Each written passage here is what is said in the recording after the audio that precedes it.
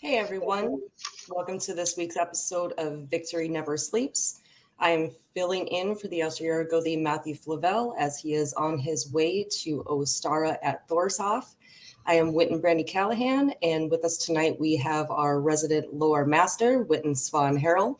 It's fun. I'm finding myself with you paired up week after week. Hey, schedule works out that way, and I Sure guess does. we're not getting into too much trouble. Yeah, not yet. Not yet. Although I do have a few words with the Austriargo about our snowmen. It's the snowman. Well, Uh, welcome everybody this week. This is not the only place to find us. You can find us on all kinds of platforms to watch this. You can get us on YouTube, on Entropy, on VK, Odyssey, Twitter. You can find us all over the place. So check out all of our social media and all of the awesome platforms that you can catch us on Victory Never Sleeps. Also, exciting news. We always get asked about when is the next Hof coming? When is Frey's Hof coming? When is that going to happen? Well, we're getting there. And as a matter of fact, when they run the numbers, we need about $102 from every member of the AFA, and we can absolutely start that process. So head over to the Phrasehoff Fund, drop your donations there, and help make that a reality. How you doing tonight, Swan? I'm doing well. I'm seeing a lot of the comments now, and hi everybody. I see Ian's here, and thank you, Europa. Every now and then the barber does have to get his hair cut, otherwise he's just gonna. It's bad advertising. Who So cuts the barber's hair? yeah, who cuts the barber's hair? I can't reveal that. But it's certainly not me. I can't cut my own hair. You have a really interesting Winter Nights ritual with the hair cutting, don't you? Yeah, it kind of started organically. Winter Nights was one of my first AFA events, and I had just started barbering, and then eventually I brought my stuff up there one year, and it was like early on in the event, so before everyone really started showing up and just started cutting hair. And then this last Winter Nights, I mean, I was up. I think I was standing up on the wraparound porch cutting hair for almost 6 hours. Just one haircut after another, razor blades, shaving, and all that stuff. So it was fun. Getting everybody cleaned up before the big day. Yeah, I unfortunately I didn't bring my gear for Ostara, but again, crazy kind of event, and being in my home uh, territory, it's kind of hard to just focus on cutting hair. Got to do a lot of other stuff. So Yeah. yeah, But it's a nice tradition at Winter Nights. at Winter Nights, yes, There's absolutely. always the first pictures we see of Winter Nights is of Swan cutting hair and everybody sitting around getting all cleaned up. So I'm going to have to challenge our women folk because, I haven't seen those women's with curlers in their hair and doing their nails and stuff together. So I'm going to have to give that out to a challenge to our AFA ladies. If the men can get all spiffed up the night before, we should be able to get our hair up in curlers and not be judged. Some girl It's time. much longer process for the ladies though. The hair, the longer the hair, for Yeah, sure. absolutely. So we do have Ostara coming up this weekend, right, Swan? Yes, we do. We've got Ostara coming up at Thorshof. I'll be there. We are we make it a 3-day event, and most folks are staying in the area, and as we hold a big bloat to Thor, and then of course to Ostara and her opening up the gates. Dellinger's Hall is opened up, and the warmth comes forth, and our preparation from charming the plow is seen to fruition, and that's the starting line. It's time to get things going.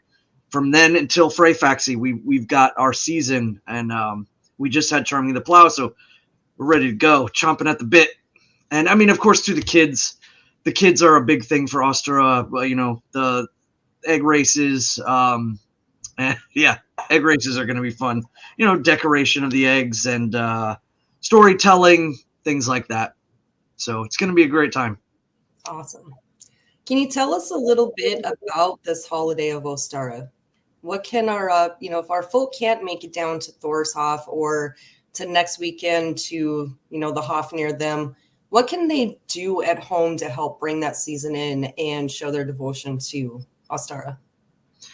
Well, I mean, that's the beauty of Ostara's holiday, is that she is or has never really left.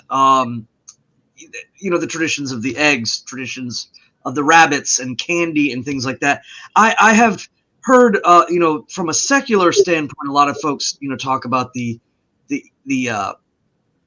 like Easter Bunny coming and hiding things, and I think that's perfectly fine. We do that with uh, Western culture does that, having the kids being treated by the elusive spirit of giving and things like that. But as far as individual devotion, I think it's worth noting that I've always viewed Ostara as one of the 6 heavenly wardens. If we talk about the wardens of heaven, we're talking about, of course, the celestial machinations that the gods set into place. So we're talking about Suna and Mauni and, of course, Delingur and day and night and the rotation of the earth and of course to the distance, the placement. And so Ostara's time is hearkened by the Eastern Star and the idea that that gate is being opened in Delling's Hall, and the warmth of summertide is beginning. And so the process of all of the preparation of Charming of the Plow funnels into growth of this moment. So I would say, really, Ostara is the goddess of the dawn. She's been with our people since the dawn of our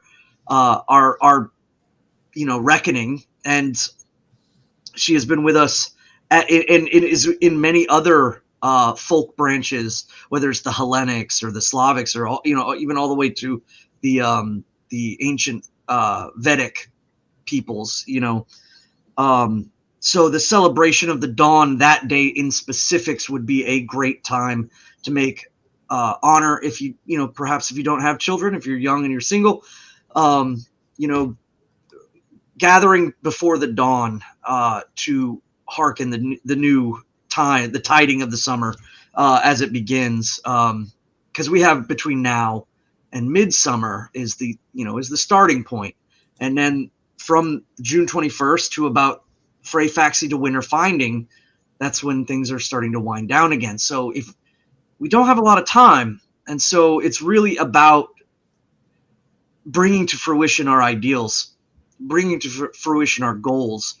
So oftentimes the traditions of painting an egg, painting it with specific symbols, sometimes even popping a hole at the bottom and blowing the yolk out, and then keeping that egg as a keepsake. Some folks will sacrifice their egg and bury it in the ground as a symbol of wanting what they have focused on to come true. Other folks like to keep it, and they'll hang it up from strings, or sometimes they place them on little pins or like almost like skewered sticks, and you can put them in wax and have them kind of stacked up almost like an egg tree, with each year adding on a new egg. Some people do like Ukrainian style Pascal eggs, where they will draw on the egg with beeswax and then dip in subsequent ink, and those are very beautiful. Those can get extremely intricate. I think that the Slavic tradition, or I mean, I would even argue, with the Ukrainians, they are a Slavic Germanic people, especially all the way back to the foundings of Kiev by the Goths. A lot of their traditions are really, really beautiful, colorful.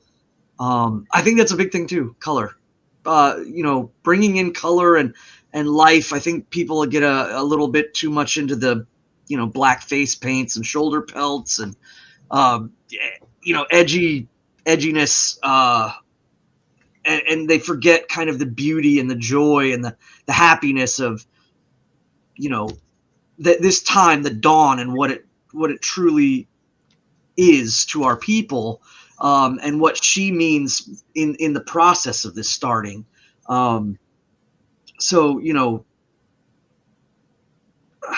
lots of I would say different things, because I've heard so many people do different stuff in different parts of the United States and in Europe and all over, that it's hard for me to say one thing or another. There's just so much of the traditions, but you could hold a bloat, or in the dawn, you could hold it that day.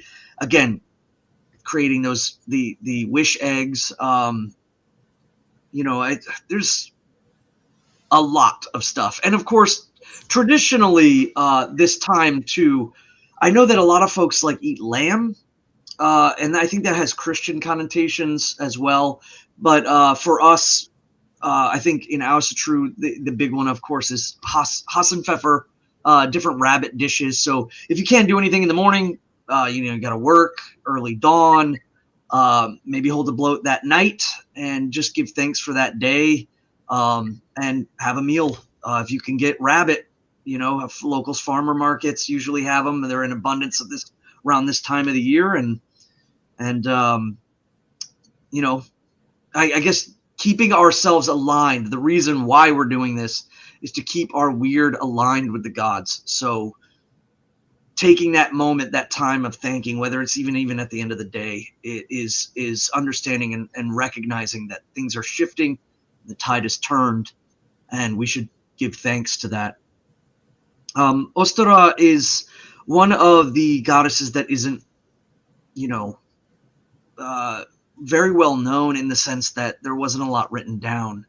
And there's a lot of speculation. A lot of Christians try to connect her to Ishtar and things of that nature. And I know that they kind of get that from perhaps the Roman Empire soaking up a lot of that.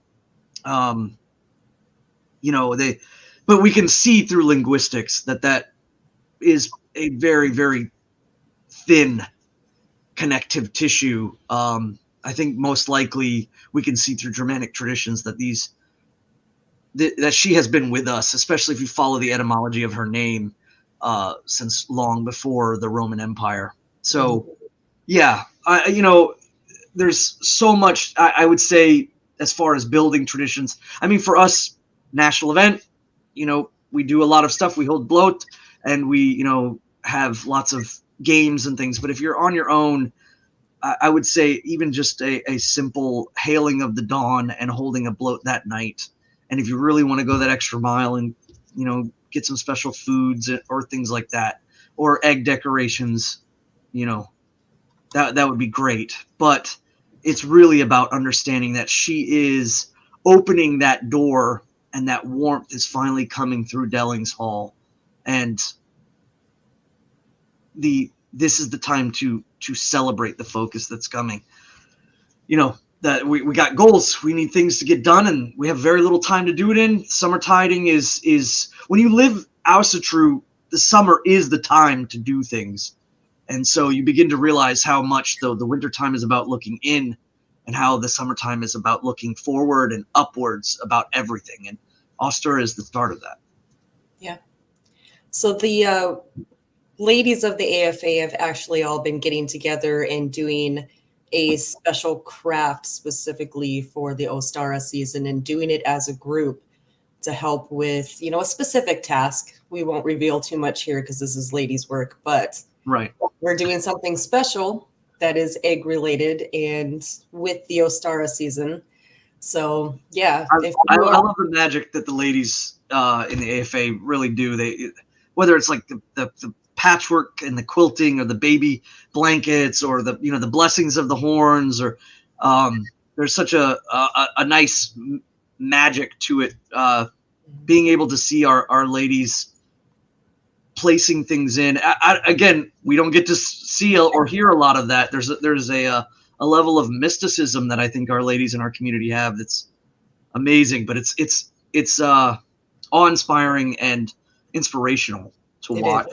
And again, like you said, men folk doing stuff spurns the ladies on, ladies doing stuff spurn the men on. So they sure do. So if you are a lady within the AFA, make sure you get a hold of one of your lady folk builders so we can get you involved in all of these fun things that we're trying to work on month to month and find something that our women can do together to help our folk and to help our church and to pay tribute to the gods and our ancestors. So if you have not found the ladies group yet and you are one of our lady members, please get a hold of your folk builders so we can get you involved. We've got all kinds of stuff going on.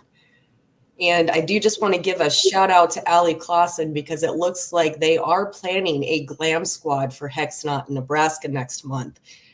So way to go, Baldershoff District ladies, for taking on that challenge and doing that glam squad. I'm all about that. All right. So it looks like we do have a couple questions here. The first one that we've got is, are the floats held inside the hofs or mainly outdoors? So that's going to depend on what hof you're at. So Odenshof has a big, huge, beautiful ritual space with a big fire and a huge, beautiful rock that was there when they got the building, and they used that often as an altar. And they have just a beautiful outdoor space. So they do, their rituals outside. Very powerful, very beautiful place. If you have not been out to Odenshof yet, they are having their midsummer coming up in June, and that would be a perfect time for you to visit Odenshof. You would not believe just the beauty and the power of that ritual space out there. It's absolutely amazing. There are all kinds of pictures of the Alshiragothi, doing bloat out there, and there's just beautiful glow over the fire. And everybody's standing around by the fire itself. It's absolutely amazing. Thorshof, I've noticed when I've been at Thorshof, they will do some things inside, but they also take it outside. So, their maypole, of course, is outside, but they also charm their plow outside. And I think at Hexnot, you guys go outside as well, don't you? Yeah, we have the ladies make the sacred fire, and the children and the menfolk will walk through the fire, or the smoke. Yep. So, and I have not had the chance to be at Njordshof yet, but I do believe those are inside or outside, Svan. They have an inside one predominant, but they also, I know, outside as well. Mm-hmm. The outside at Njordshof is huge and very, very beautiful out there. So I know they're doing both. Yes. And Baldershof bloats are done inside. All of the bloats themselves are done inside. We do have more restrictions than the other hofs do on what we can do, how we can do it, and when we can do it, to stay in accordance with our conditional use permit. So we have found ways to make sure that we are bringing elements of bloat that you may be used to seeing outside, inside. So, for example, we have our beautiful folk flame, which is smokeless and sootless and absolutely gorgeous, and that is used during bloat. We also do we take all of our offerings outside. We have a really beautiful god pole that Gothi Rob Stam came out last year and carved for us from one of the trees that we had to take the top off. So, all of our offerings do go outside. We also do, when we give gifts for, believe it was winter nights, we took our gifts outside and hung them on the tree that we take our sprigs from. So we do try to go outside and do as much as we can. And of course, our maypole is outside, and we charm the plow outside because our plow at Baldershof is huge.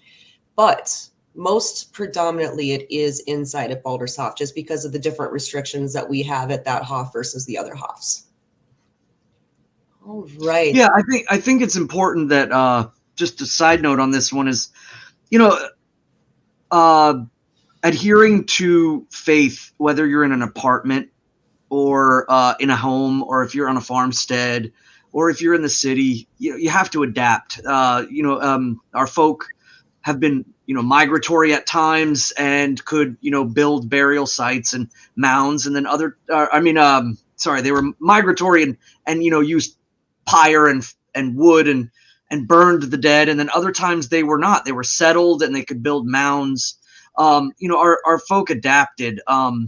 Even like in Iceland, wood was so scarce that they shifted from funerary pyres to burying under stone, because again, it's about adaptation. It's when archaeologists and scholars look at our faith archaeologically, they see this kind of movement back and forth, and I think that people have a tendency to forget that our faith in particular too, is very organic to the folk, where they're at, what they're doing, what's available to them, because we bring our gods and our faith to the gods with us.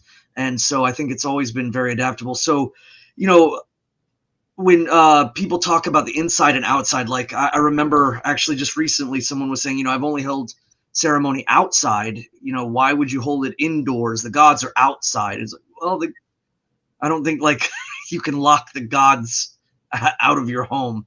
The biggest thing, I don't mean to be snarky on that, is what I'm just saying is that, we have harrows in our culture in the AFA, and in relation to the temples and to the kindreds. We have the harrow inside. Harrow is what most people would call an altar. And then we have a horg, Horg, and that really is a hjorgr, is the Old Norse, and it means like the stacking of stones or one giant stone outside, usually sometimes within a grove area, or in a special place. So those, like you said, Odinshof has both, but they have because of the weather, they have the allowance to go out and really practice at their horg, and their horg has been long standing at their temple, whereas with Baldershof, everything has always been on harrow, base. And at Thorshof, we have the main harrow to Thor, but we also have a central harrow that we do everything around, and oftentimes transfer the mead that we pour from the horn. We walk it up to the harrow that Thor is at, and we give it to him, and then we take a small amount after asking for blessing and bring it back down. So I think there's different adaptations that become the cultural norm in the area. And I think a lot of people from an internet perspective are looking for like kind of a one way or one size fits all answer. And we're too organic.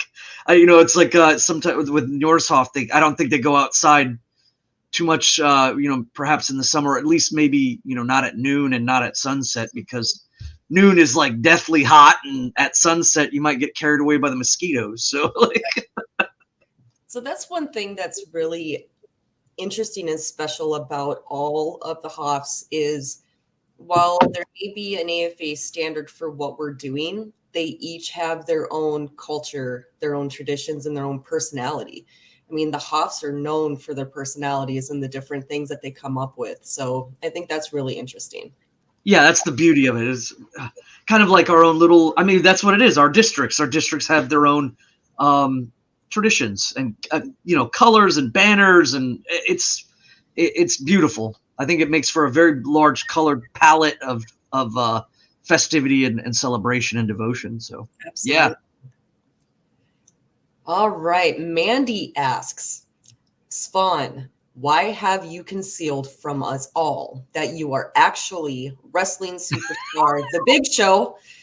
And there's apparently photographic evidence of this. Oh, there it is.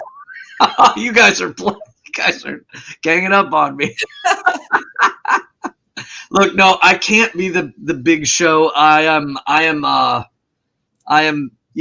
for most people that don't know, I'm by internet,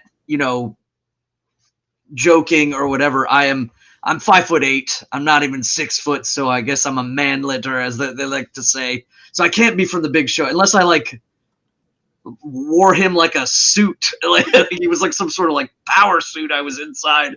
I don't think that would happen, unless of course maybe like I'm related. Maybe.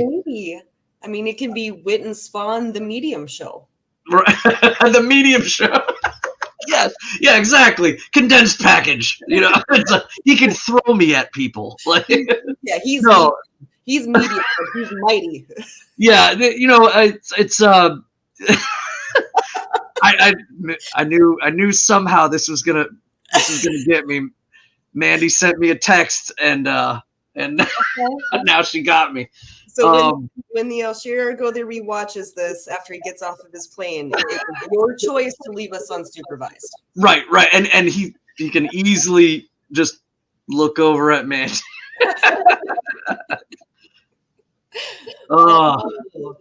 All right, next question we've got. Kiev was founded by the Kievan Rus in 882. Are the Kievan Rus a Gothic folk? No, the Kievan Rus are not a Gothic folk or Gutanish people. No, however, they have found thousands of grave sites.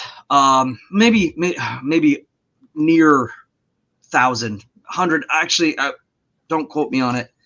Somewhere within the hundreds to perhaps thousands of graves of the Ostrogothic people around that area from about 300 to 500.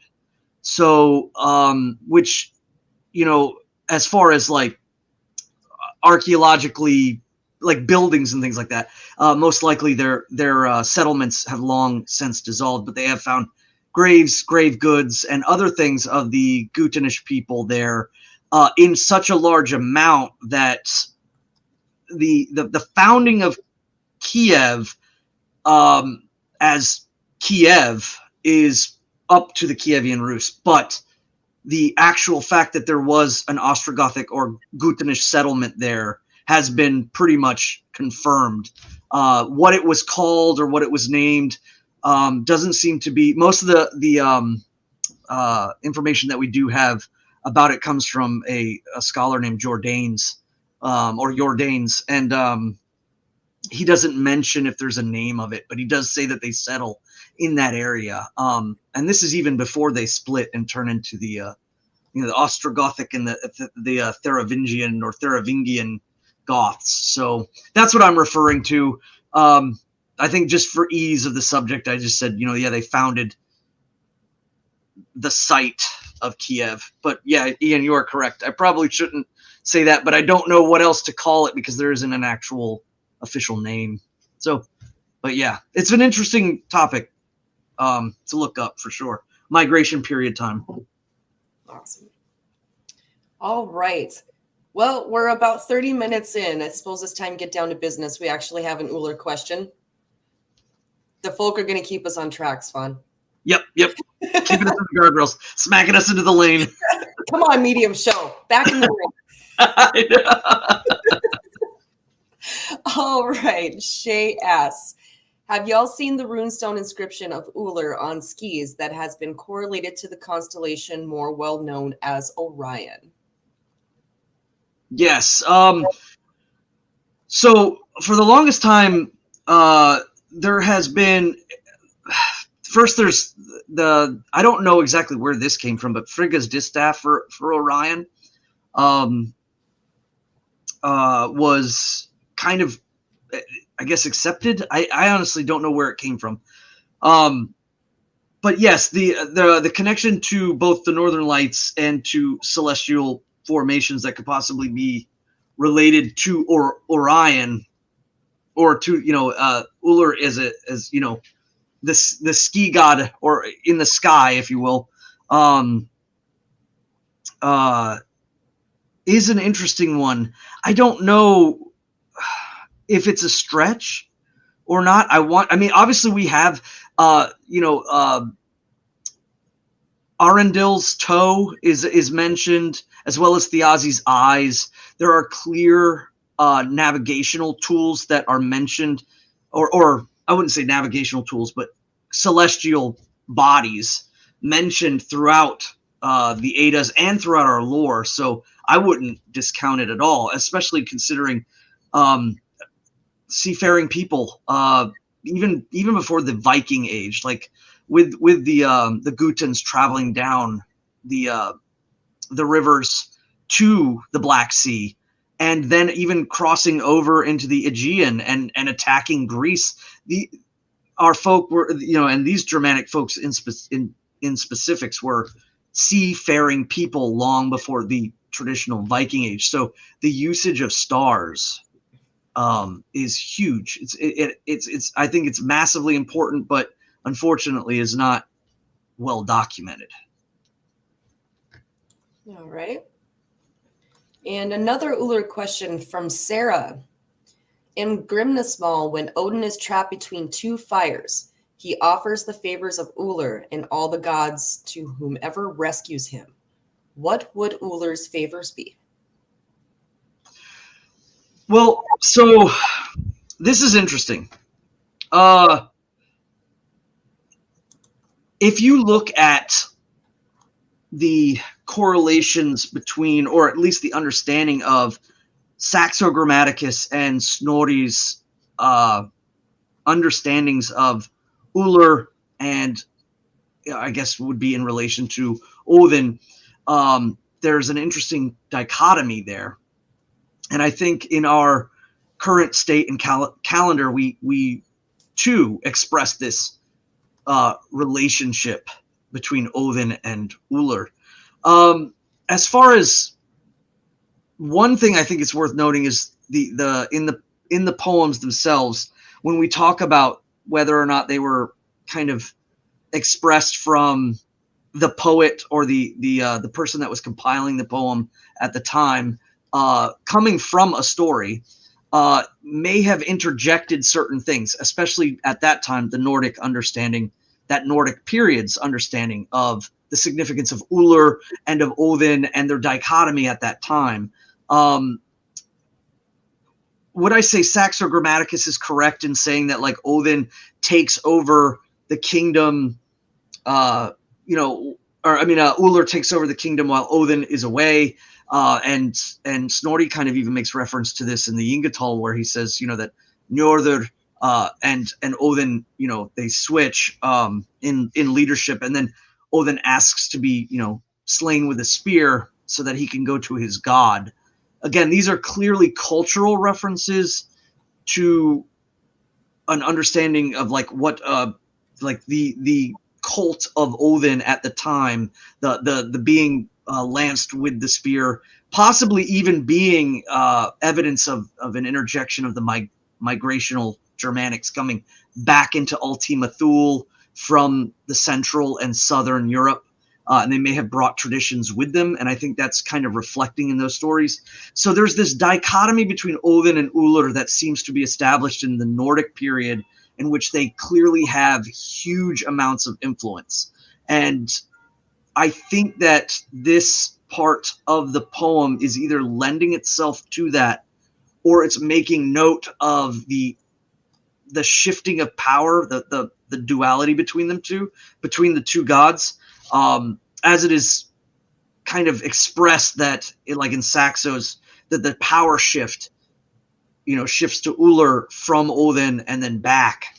I think that these are all signs of a kind of religious culture of that time, just like the Vonic, or the kind of more, I would say, like boar worship and wagon worshipping in Sweden, switching over or being interjected to by a more Odinic cult that seems to come from perhaps the migration period. The Foederati were being let loose in Rome, and so they were probably coming up, and there was these kind of traditions that ended up being melded together in these stories. And so when the poems were compiled, I've often taken that to show that cultural reference, that Odin is beseeching the gifts of Ullr, in the sense that the might and the power of Ullr and Odin were seen at that time as very, almost like equal. Again, it's the same reason as like to why they would have images of Thor with, say, a crown on his head and stars, is that the cultures and the power and the devotion towards the gods that were in that place, and the place names to Ullr, show kind of a heavy devotion. So I think that this is more of a cultural injection of that kind of relationship in the Nordic period between the presence of the two gods in that. However, the glorious one, Snorri kind of in one breath regulates him to be just he's the stepson of Thor. He's he's the ski god. He's the weapon god. He's the shield god. The god of one-on-one combat and of marksmanship with a bow. And it just kind of seems placed out very matter-of-factly. And then at the same time, he gets his own realm, Yrdalr, which means the yew dales, or the yew tree, Yew. And that ups that significance. But when you look at place names, when you look at the influence, like for instance with the Finns seem to be influenced by the Nords. Also with they have a thunder god that shares a lot of the same imagery. So are they connected? Well, yes, we could surmise that they are connected, just like Perun is connected as well. But there seems to be this interlacing, but there is also some interlacing with the Finns and Ullr through, they have a god named Tupio, I believe is the hunter god, and shares a lot of the same equilibrium there. And that would make sense in the high north.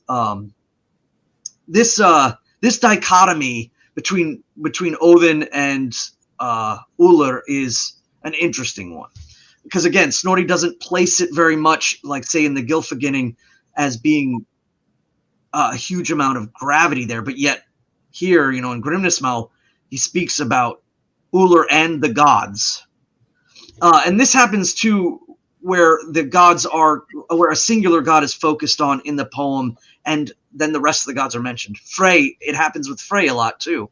Again, showing a huge amount of power and worship, I would say, in that time. Where they would say like Frey is, the best of the Aus, or of all the gods, or best ranked or best known amongst the gods. Whereas so is Balder, but in this case, like for modern Asatru, and in particular when we're talking about like winter finding and the wild hunt, that this dichotomy takes place when we talk about Ullr taking precedence during the winter tiding. Culturally, Ullr is the god of the hunt, and from winter finding, which is about the end, it's the end of September, beginning of October, depending on where it lands, is kind of the starting of a lot of folks' hunting season. So the idea of Ullr taking precedence while Odin goes on the wild hunt is reflected in our culture today, in which the wild hunt is seen as a natural force. Some people see it happening all year around, but again, this is mythic language of understanding this cultural importance of the two. Odin goes on the wild hunt. Ullr takes precedence because his time is to bless the folk for hunting. And, Odin is seen as a force to be weary of during that time. And Ullr is the one that we pray to for a good hunt. So there's this dichotomy switch between the two that happens that I think still exists today, but was much more prevalent in the Nordic period. As far as those gifts, I would say, the strength of of again being unfettered, which again is oftentimes denoted to Odin himself. I don't know, maybe it's a who cuts the barber's hair kind of moment. Sorry, that just hit me because of what you had said earlier, but no, I mean, I think it is an injection of a huge amount of the importance between those two in the Nordic period, so much so that Saxo, really his stories, even though they're heavily, the gods are made human, that's still worth of noting there. Just like the relationship between Balder and Hod, except of course he makes it a love rivalry. And again, these stories that he wrote down, could be heavily influenced from local stories like in Denmark. Not saying that he just completely made it up, but most certainly had an incentive to change things because he was not a fan of the elder faith. But I think it's a reflection of that as well. Very well. Vox asks us, what is a staller?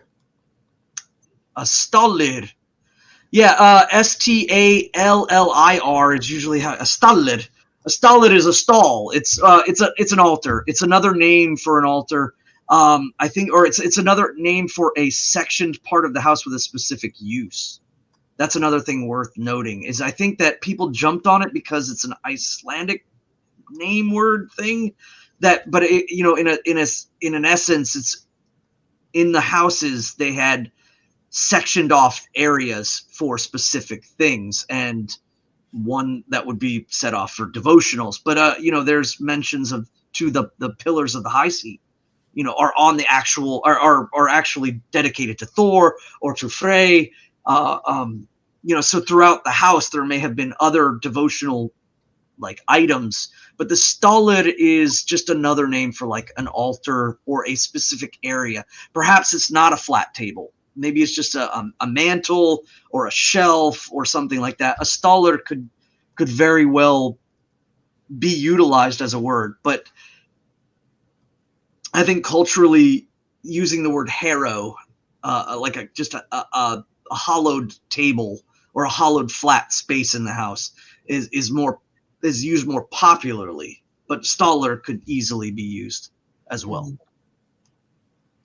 Staller is also somebody who stalls while we're waiting for questions to come in from the chat. Well, yeah, I mean, so also just to carry on more about Ullr. Ullr's name. Ullr's name is very mysterious. The relationship between Ullr and Odin is just one of the many mysteries that Ullr has. Ullr his name means, or is etymologically considered to be linked towards glory, because there are other Germanic languages that have words very, very similar, and it's been traced back to Wulfr or Wulfraz, which means glorious. The oldest inscription we have is on a scabbard of it says it's Wulfra's servant, and so there's two theories behind this. The scabbard is referring to the sword, and that the owner of the sword's name was Wulfras, which doesn't demean it less. It could be a derivative of Ullr's name, that as if like when people would name themselves like Thorstein or Thorbjorn or or Freydis. They're not they're kind of leaning on the name of the god in their own name, or their parents did, I should say. So if the owner of the scabbard's name was like Wulfrus, it could denote that his name means like in the glory of, or the glorious one, but kind of not saying that that's specifically Ullr or Ullr's name. So that's the one theory, is that it's the owner.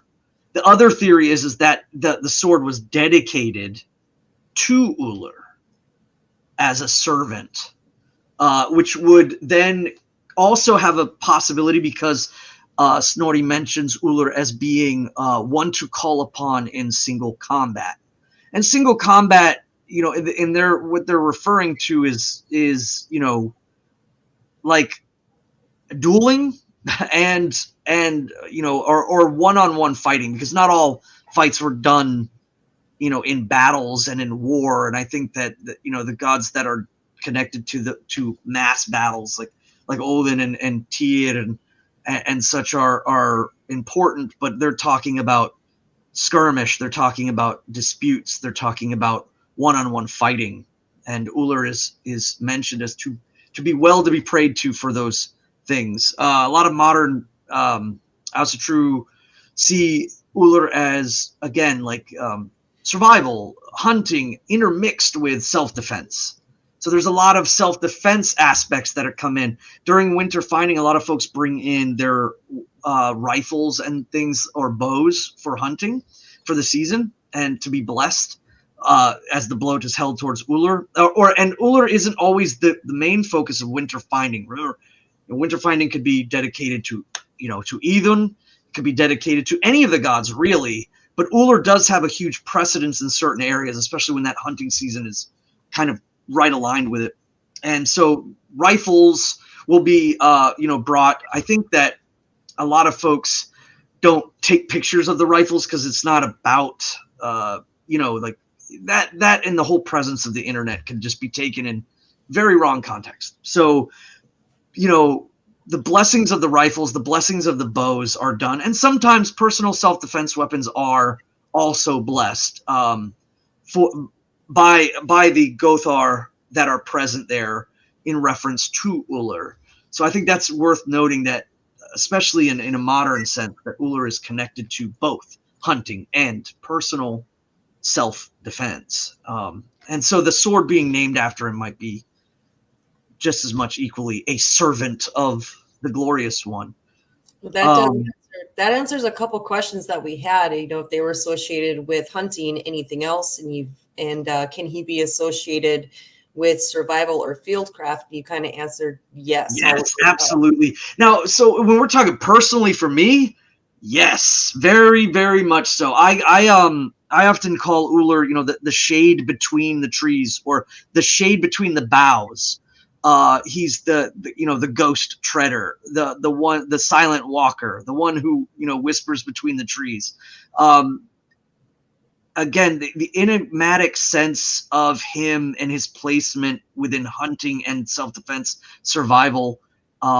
Yes, he would be the one to hold honor to, 100%. I think it's also Ullr, from a sense of what if you're not into survival? What if you're not into hunting? Ullr is also very much, I think, a good source to devote your piety towards if you're trying to focus on the attainment of something, the attainment of a goal. I'm not saying that but actually quite the opposite. You will not receive like some sort of gift, it's not when you give devotion to Ullr, it's about focusing the mind, and I think finding the pathway, putting the effort in, and there is a certain level of you have to bring the skill to the table. It's more or less about honing. It's about twisting the bowstring. It's about preparing, the ski. It's about or the snowshoe, or it's a lot about what you bring to the table. And I think Ullr is more about singular focus and determination towards a goal. Sorry if the clock is too loud there. I don't know how much. It just marks off the hours for us, Svan. Oh, yeah. Allie asks, I am an inside person during the winter. I don't blame you at all. What can I do to honor Ullr indoors? Well, we used to do snowflake crafts with kids to honor Ullr. We used to make paper snowflakes and put them on the windows. So that's a good craft that you can do with the kids. We always did that. And we always had them make snowballs and color them with food coloring and say their prayer to Ullr and put them in a dish and let them melt on the altar. We used to do that as well. Any ideas, Svan? Yeah, well, I wanted to bring up what you just said. I don't know if a lot of people are familiar with Ullr Fest and why you said snowflakes and snow. So Ullr Fest takes place in Colorado. I believe it's Colorado. I'm almost certain it's Colorado. And it's a skiing festival, and I think that even though it's secular and people dress up, they wear like goofy helmets or and things like that. It's worth noting that the gods do not just exist to aid us. The god of the hunt, the god of combat, self-defense, he is a god that's been with us even before the Nordic period, obviously. So, and the manifestation of the gods and our understanding of where they are, we see the vestiges of our gods in the stories as clear glimpses through the fog, a place for our culture and our language and our folk to bridge with our ancestors an understanding of that divine being. But that divine being has been before the Nordic period, and the name may be like Woltheraz, or the etymology denotes that there is a past that the name Ullr in the Nordic sense has contexted from.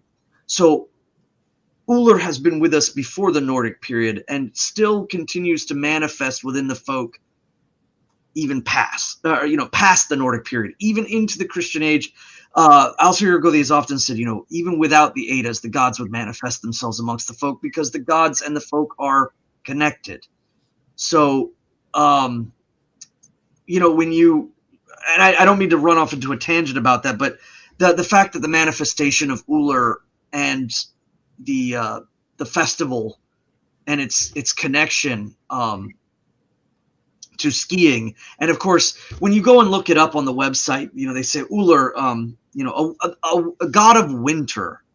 And again, even though it would be mistaken to say, like he is like the god of winter, he is a god. He is the god of winter. His time is of winter. His time is of that time of the hunt. So yeah, ice, snow, skiing, hunting, all of those imagery, and that's why I think, and I'm speaking to the audience here about this one. When you talk about the snowflakes, when you talk about the snowball, what you're referring to is his time.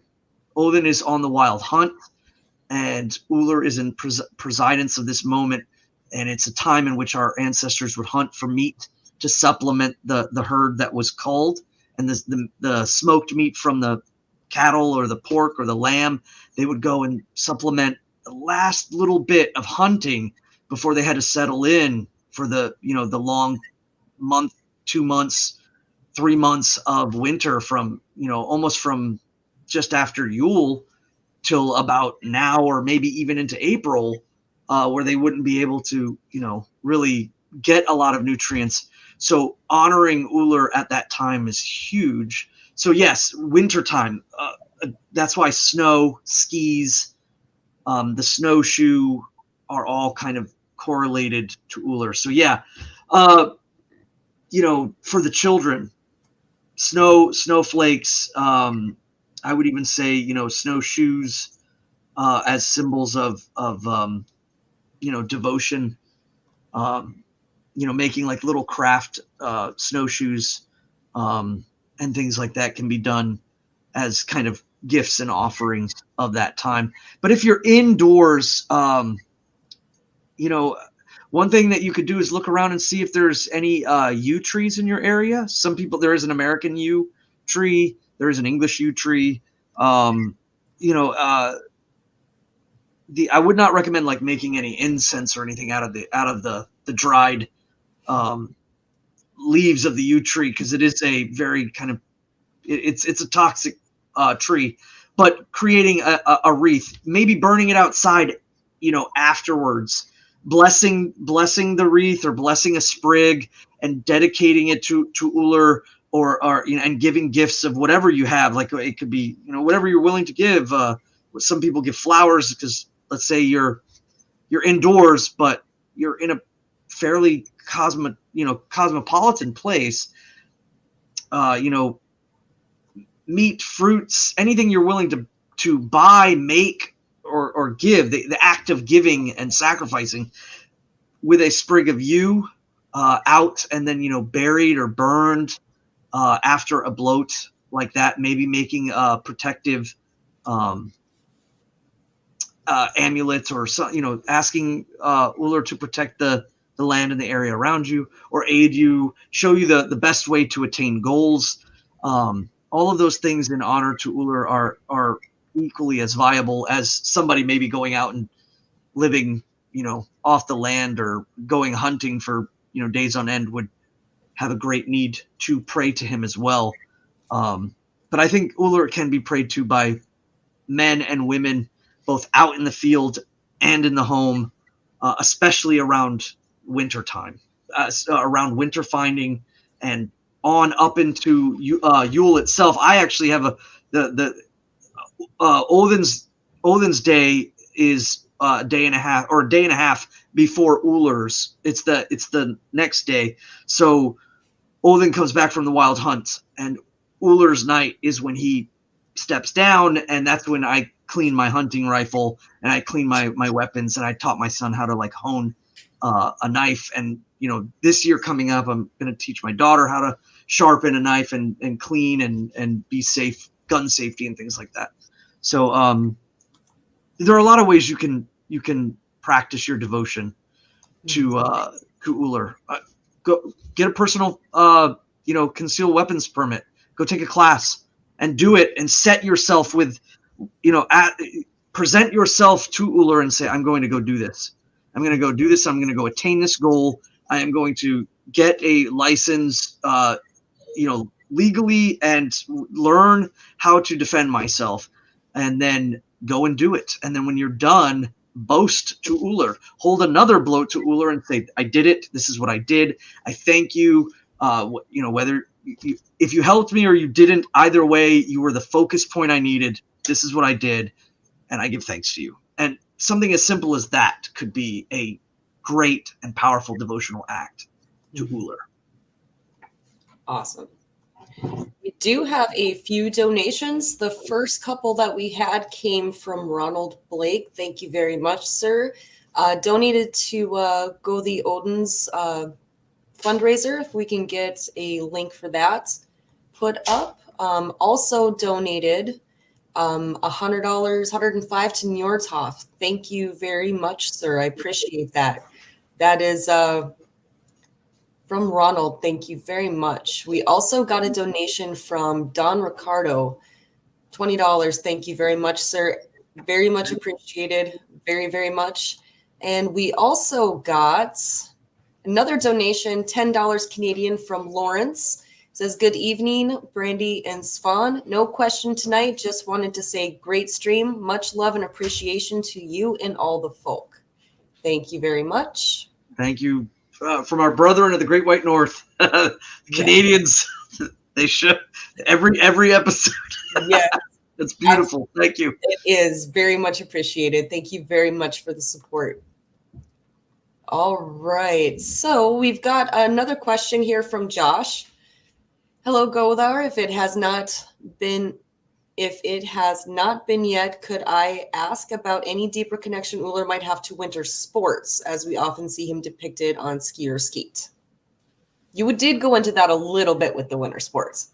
Yeah, a little bit. And again, the Winter Olympics are highly influenced by the Scandinavian countries. When we talk about, the cross country skiing and skiing and shooting, again, that's pretty much.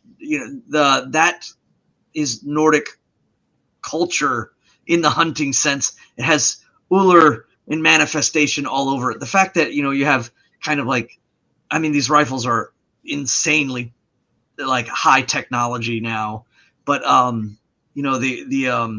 they're crossing huge tracts of land and taking shots at these ranges and then slinging right back up and crossing that the tracts of land again. And anybody who's ever done huge cross country movements and then had to like suddenly shoot, and I know I have, it's hard to breath control. There's a lot of discipline and focus involved with stamina, and I think there is no other sport that exemplifies Ullr than that. And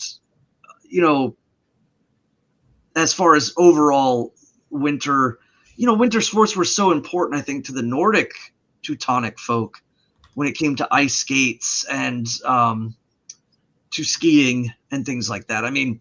There's even a mention of Ullr crossing the ocean on a bone, and that bone is kind of seen possibly to reference a skate, because skates were back then made out of bone, but and that he was a powerful wizard. But Saxo had a tendency to do that, and that was part of that dichotomy, is that Saxo Grammaticus made Ullr a super powerful, wizard, and so was Odin.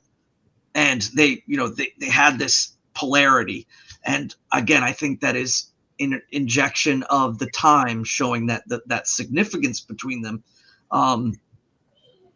But winter, sports or what have you. Yeah, hockey maybe. I don't know. I'm a hockey fan. We gotta We got a team here. It's one of my, the Admirals, the Norfolk Admirals are huge as far as, lower leagued hockey. They're not major, but huge factor. So perhaps even, again, highly combative sport, lots of personal one-on-one fighting there. One of the last, sports where that's, not entirely frowned upon. That's what we paid the ticket for. Exactly. Well, and I mean, these guys on the ice are larger than life. I mean, my first Admirals game I ever went to, just to see the entire bench of the Admirals empty out on the Jersey. I think it's the Jersey Sharks. The entire bench. The refs they had to like randomly pick people to throw in the penalty box because everyone was at fault. There was spots of blood on the ice within the first 15 minutes of the game. It was amazing. I suddenly realized, like, wow, these guys are they're larger than life. Being a young man and seeing these tough guys go at it, like, I was just like, wow, I want to be like these guys, like, graceful, but like just tougher than nail. Was that on skates? I mean, yeah. I can skate, but I don't know if I can multitask like that. No, yeah, keeping upright while getting, the stick while skating, not getting hit in the face with a puck and punching somebody in the face. Right. That is the epitome of multitasking right there. Right, that's glorious. And I think too that, Ullr's name means glory. I think if there's anything worth noting is persistence, stamina, focus, determination. All of these tenets that Ullr is clearly connected to lead towards glory. Lead towards being and living a glorious existence. I think it's worth noting that. I think there is a connection, a manifestation. Ullr has, just like as to the ecstaticism of Odin in the fury of both poetry and war. And I think a lot of people outside of our folk don't get that, the idea of a god of poetry and war and death and battle. But for us, it's not so alien. It's the same with Ullr. Ullr is, that cross between just pure tenacity and determination to cross the mountain just because the mountain's there, not because you need to, not because there's a specific reason. It's because it's there. It's that Wolverine of the North attitude. Again, I've always associated the Wolverine animal to Ullr. I know a lot of people were talking about, like, with Njord's mural with Skadi and the ibexes. It's not that I'm eschewing, I would say, conventional, like, people have connected Skadi to wolves, and I'm not eschewing that, but I think that, or just try to see the gods in a mythic way, that because I think that's the way our ancestors kind of related to the gods. To see an animal, like, obviously we connect ravens and things to Odin. So I saw the ibex, the Alpine ibex, the mountains, the wind, the animal that resists against getting blown off the cliff. It's just such a majestic animal. And much to that same sense, anybody who's familiar with, like, Wolverines know that they kind of exemplify the characteristics of Ullr. There's some great documentaries out there, The Ghost of the North, the Wolverine. There is a couple of books about the Wolverines in Yellowstone and in the Grand Teton Mountains in America. The return of, if anybody's familiar with Banff, he was a Wolverine that was studied for many, many years. And again, that's where I got that reference. He climbed the mountain because it was there. Like, that is the essence of Ullr as well. Sheer tenacity and the drive to survive no matter what. And I think that's been with us longer than just strictly the Nordic period. I mean, if you think about, like, the Otzi man in the Alps, he's carrying a bow and he's trekking up these long, he's been frozen over. That determination, that drive of the huntsman, the man out, the shadow out there, trying to get food and survive, or trek the unknown paths. That's Ullr, for sure. Awesome. All right, we do have a question from Jamie. I have a question. Is the Wild Hunt also relevant to other people like the Slavic or the Celtic groups? So I don't know about the Slavs, but I do know about the Gauls. I like to say the Gauls instead of the Celts, because Celtic is, I love the word Celtic. I just like to bring it up as a point that the word is a Greek word, which means the people with pants, and the Keltoi. But it's worth noting that pants were extremely hard to make back then, so it was considered an achievement. And the Mediterraneans that were running into the Keltoi, other people with pants, they didn't have pants. They usually wore like long frock, tunic like things. And of course the plaid, or the print of threading plaid was associated with them as well. But they speak Gaelic, so they are the Gauls. But it's been, I won't put it into the words of the Celtic people, because they have accepted this term to be awesome, and so they've run with it. But I like to bring it up too. They are the Gauls. As far as the Gauls go, yes, there is connections to the Wild Hunt. Is it physically written down? As to my knowledge, no. But there's references in relation to imagery of like God of the Hunts, and in particular, there's references on the mainland and on the Isles, but mainly in the mainland in France, or in the Gaulish lands, of Cernunnos or Cernunnos, and he is seen with antlers. Now, and obviously most people take it as perhaps animalism or hunting or whatever, but it is worth noting that on the Isles, after Christianity has firmly placed itself, there is the story of Herne the Hunter in England. That's a very interesting, cool story, and I think we can see that there's this convexing there, and Herne is seen with having antler horns as well. But yes, the hunt, the Wild Hunt, I think survives anywhere where there is the Teutonic people and the Gaulish people have kind of intermixed. And the idea of the Wild Hunt has always, whether it's seen as the Wild Hunt is somehow connected to the Sealy Court and the natural and somewhat chaotic beings in the Gaulish faith, whether they might be considered like fairy or fae or whatever the title might be, where the Wild Hunt is kind of connected to that time, this resurgence of them coming out. And on the Teutonic side, the idea of the huntsman riding out during that time, and that manifested in a tradition of hunting the boar around the Yule tide.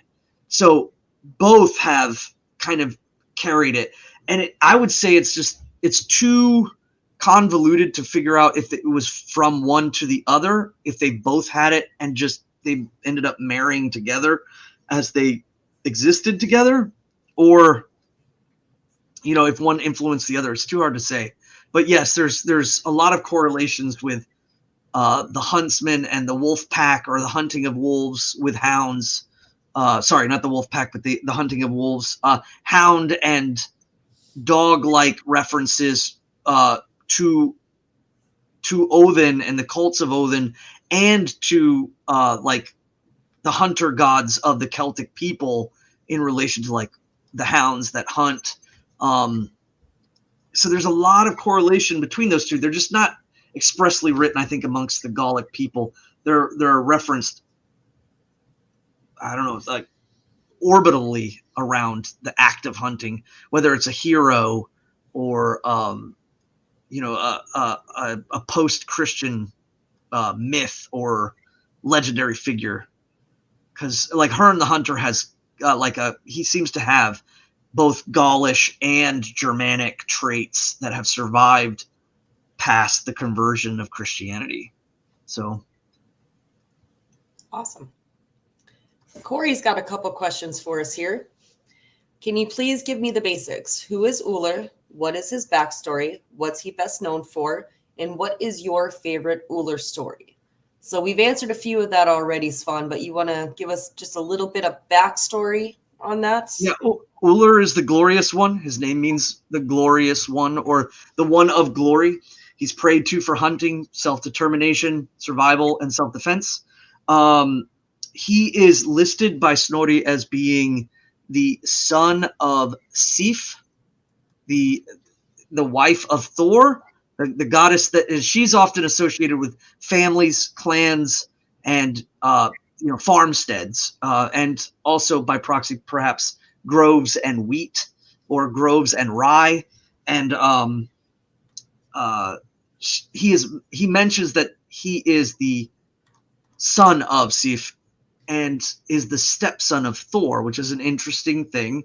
Again, we've had classes about the familial ties between the gods presented by Snorri, whether some of them seem to be, yes, very much built on previous factual understandings of the gods, coming together and giving forth a new divine entity that has dominion in the middle world. And then others seem to be, again, cultural context as well. And that like, again, that the next class we'll be bringing that up, or the next Victory Never Sleeps, we'll be bringing that up with Forseti, about how he was honored amongst the Frisians, but is clearly, familially based amongst the Nords by Snorri. And so, what is that contextual by culture, or is that legitimate in regards to divinity? So he's mentioned as being the stepson of Thor. That is just an interesting thing in and of itself there. He is given his own realm called Ullr, Y-R, and that Y has a dash over it, and that's usually like the double E sound. So it's Ullr, which is the word for a yew tree in Old Norse. So the yew dales, Ullr.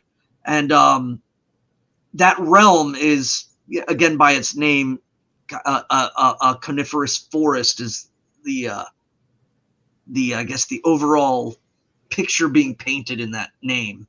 But given a realm nonetheless is huge. And or not given a realm, but connected to a realm, or an understanding of a realm.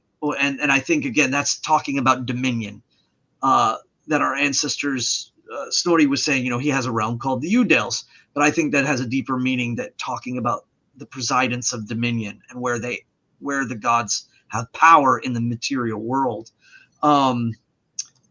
And my favorite Ullr story, and that's kind of funny because I don't particularly like Saxo Grammaticus's. I don't like anything that he's done. And Alistair Yargothy, please forgive me, because Alistair Yargothy and I have talked much about this and about Saxo's accounts and how it is useful, and I think it is important, especially in reference to Balder, because I think Snorri makes Balder very Christ-like, and Saxo does not. And it's interesting because Saxo was a devout Christian, and I think he took it as a point to make sure that no one kind of interceded on his religion, whereas I think Snorri, on the other hand, might not have been super devout as a Christian, but was utilizing that as a point to make sure that Icelandic people kept these stories, or perhaps by that point had a reference, a correlation of understanding, because they were, thoroughly Christian by that time. So I don't really like Saxo's, story of Ullr, which leaves us with really no story after that. However, because of the association with Herne the Hunter, I really like Herne the Hunter, even though there's a lot of Christian stuff in that legend where Herne is a cursed hunter. He's a cursed man. He makes a deal with the devil on the crossroads. And again, this is that's very much a Gaulish tradition of the idea of going to a sacred spot in between a liminal space and kind of making a deal with a spirit, or an entity or something of ill rebuke to gain power, or to harry the forest, in revenge against a king or a lord or somebody, whether, that kind of manifests into Herne the Hunter or into like Robin the Hood, or what have you. Yeah, I don't know. There's, again, outside of that, there isn't much of a story. So, but again, I really have taken, like, I committed to survival in the Marine Corps. I was trained in jungle warfare training specifically, and so I've been through some very, very hard times where it was living in an Okinawan, in a Japanese island, and in the dense like mountains of the Philippines, and just eating whatever we could catch. So my devotion towards Ullr is based more on experience, or at least, like, especially fear. Fear of going hungry, and or just making the wrong step or doing something. So it's maintaining focus for days on end, even though you're dog tired and you have very little intake of food. I have found that kind of tenacity, that spirit, and like, what would, again, living for the glory of the gods. You live morally to be accepted by your ancestors when you die, but you live in the now to be noticed by the gods in glory. And a lot of that involves, what would they think of me if I just gave up now? That's a lot of the devotion there, I think, I get from Ullr. Is I have a deep love and respect for him, in my religious beliefs, and they don't come from any of the stories, though, because, again, the one story that we have, I don't like. Fair enough, Svan. That's an honest answer. Honest. Honesty is a virtue, right? All right. The Wolf Throne asks, will there be Hoffs dedicated to our goddesses after the Hoffs for the 12 Aesir are finished? Of course. I would think yes, but again, logistics is a thing. Not. I mean, if the glory of the gods, both the Aus and the Ausinir, are given to us in our drive forward to attain the temples, then yes. But I'm not going to speak for the gods, and it can only be based off of whether or not we show glory to them and attain. But as far as, like, from the church's perspective, I don't see there absolutely no reason why we wouldn't. It's just about organizing and how we would go about doing that. There's debate on that with inside the house about how we would do that. Would there be a temple to Frigga alone? Would it be a temple to every one of the Ausinir? Would it be a temple to Frigga and the maidens of Fensaler? Would it be, there's some logistics that need to be worked out, but from my end, and I'm not speaking for you, Whit and Brandy, but from my end, I would see no reason why we wouldn't be driving for that. Once we attained the 12 Aus, we would then move to the Ausinir. But there's a lot in play to that question. I have a big hope for the future up in the Baldershof area. A hope, mind you, a hope is that we have a Baldershof. And people have to travel a long ways to get to Baldershof sometimes. It's not unusual for a membership to drive anywhere from 1 to 9 hours to worship in the Temple of Balder. And, a lot of the folk around here have been talking about, wouldn't it be great if we had our own big house, right? So I would love to have a Baldershof and a Nana's house for the hospitality. I would love to see that at Baldershof. Now, that's a long time down the road. I mean, we still got to get the floor finished and the steeple resealed and our awesome windows that we want to put in. This is a long ways down the road, but wouldn't that be nice to see? We just got confirmation there. Alistair Argothi has entered the chat. No, we are now. Yes, we will have Hoffs to Frigg and to Freya, certainly. Yes. So there is at least that. 100% confirmation there that we are driving for that first and foremost. But after that, and what that could be, like, again, a home, would that, I guess, what did the Christians call it when there's a house near or connected to the church? A parsonage. Parsonage. Yep. Yeah, but like not. I'm not saying that we would have a parsonage, but a home, or I'd even suggested possibly considering some groves, maybe to some of the Alsenir who are more on the connected to nature. Maybe temples to Frigg and Freya and to the maidens of Fensaler, but perhaps groves to Idun or to Sif or to Gerder or Gridr or Rinder or any of the other Alsenir that perhaps are connected more to the earth and to elemental primordial stewardship, if you will. Right. But you know how we get there, Svan. Yes. We get there by paying off Njordshof. Right, exactly. Freyshof. And it blows my mind because a lot of people think like, yes, we are a mighty force. We are condensed, but we are, again, it's the dedication of those folks, including ourselves on Hoftoller. I'm on Hoftoller. It's like a lot of people don't realize that even the clergy, are putting in time, money, and paying Hoftoller or paying percentage, either yearly, monthly, or what have you. I'm annual. Are paying in as well towards the glory of getting to Freyshof, getting to Tiershof, and then moving forward. And we've done so much, and yet we're like this powerhouse of just condensed folk, and we need to bring people home. That's another big thing. I know a lot of folks talk about like proselytization or proselytizing, if you will, about faith and religion and how that can leave a bad taste in people's mouth when it comes to certain things. But we are talking about coming home. We are talking about bringing people together. Now more than ever do we need to build communities underneath the glory of the gods. They need to shelter and provide over us a guiding forward vision of our folk. We bring it to them, and they then in turn show us the way.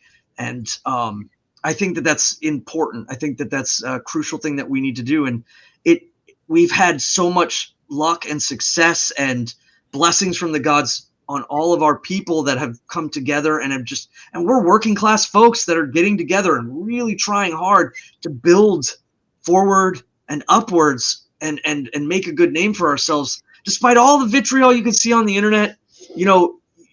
Tangibly seeing the children playing with the eggs and seeing the Hoffs and seeing them getting fixed and changing before our eyes, and it's beautiful. But we have to call people home. We have to bring our folk back, and we're not going to get there unless we start living our lives and telling folks like, I'm Asatru. This is why I act this way. This is why I talk this way. This is why I hold these virtues to guide me through my life. And if you're interested, you should, look here, and come down and see us at the temple, see us at the Hof. Tell them what a Hof is. That we say church, but we also say Hof, and because it makes it easier for people to understand when they hear church. Tell them what a Hof is. Tell them about how like it's existing in our language. It's most people would, especially up in the north too, you say like Hofmeister, and suddenly like, yeah, I know what that means. Oh, wait a minute, yeah, you guys go to a Hof.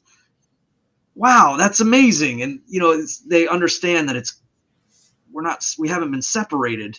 We've just been obfuscated from it.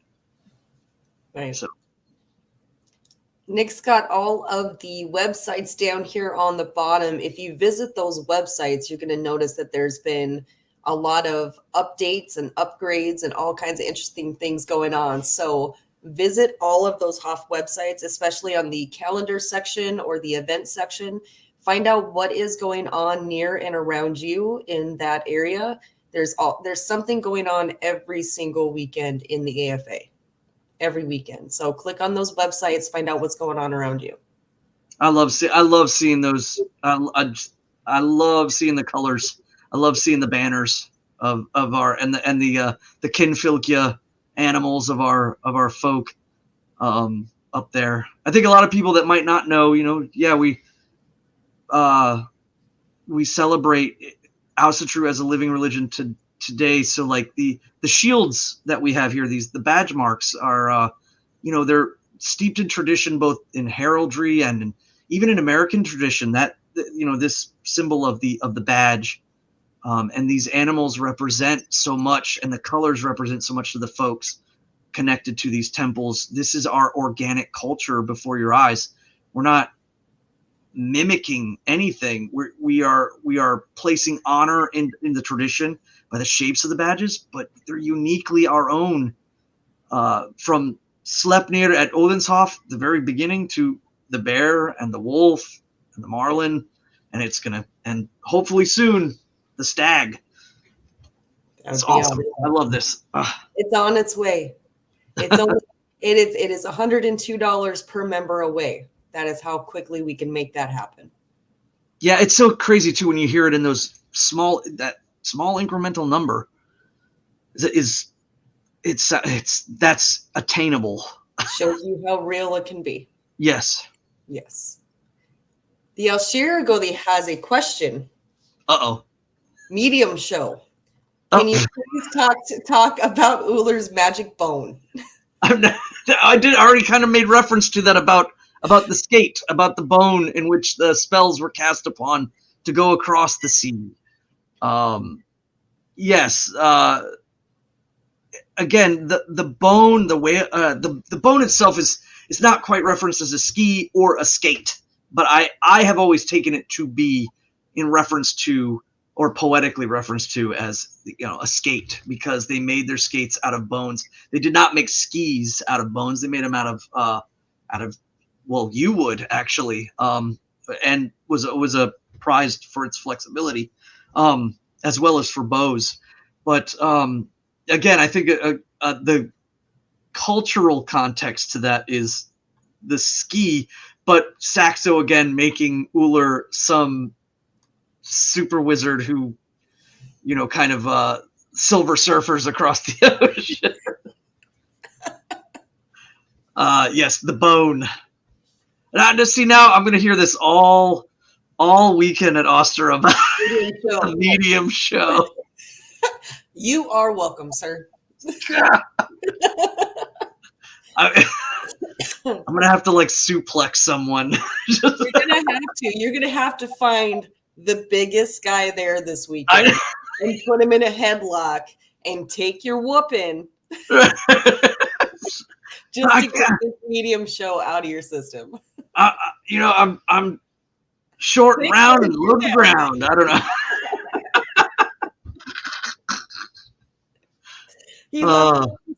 Pixar, it didn't happen. Right.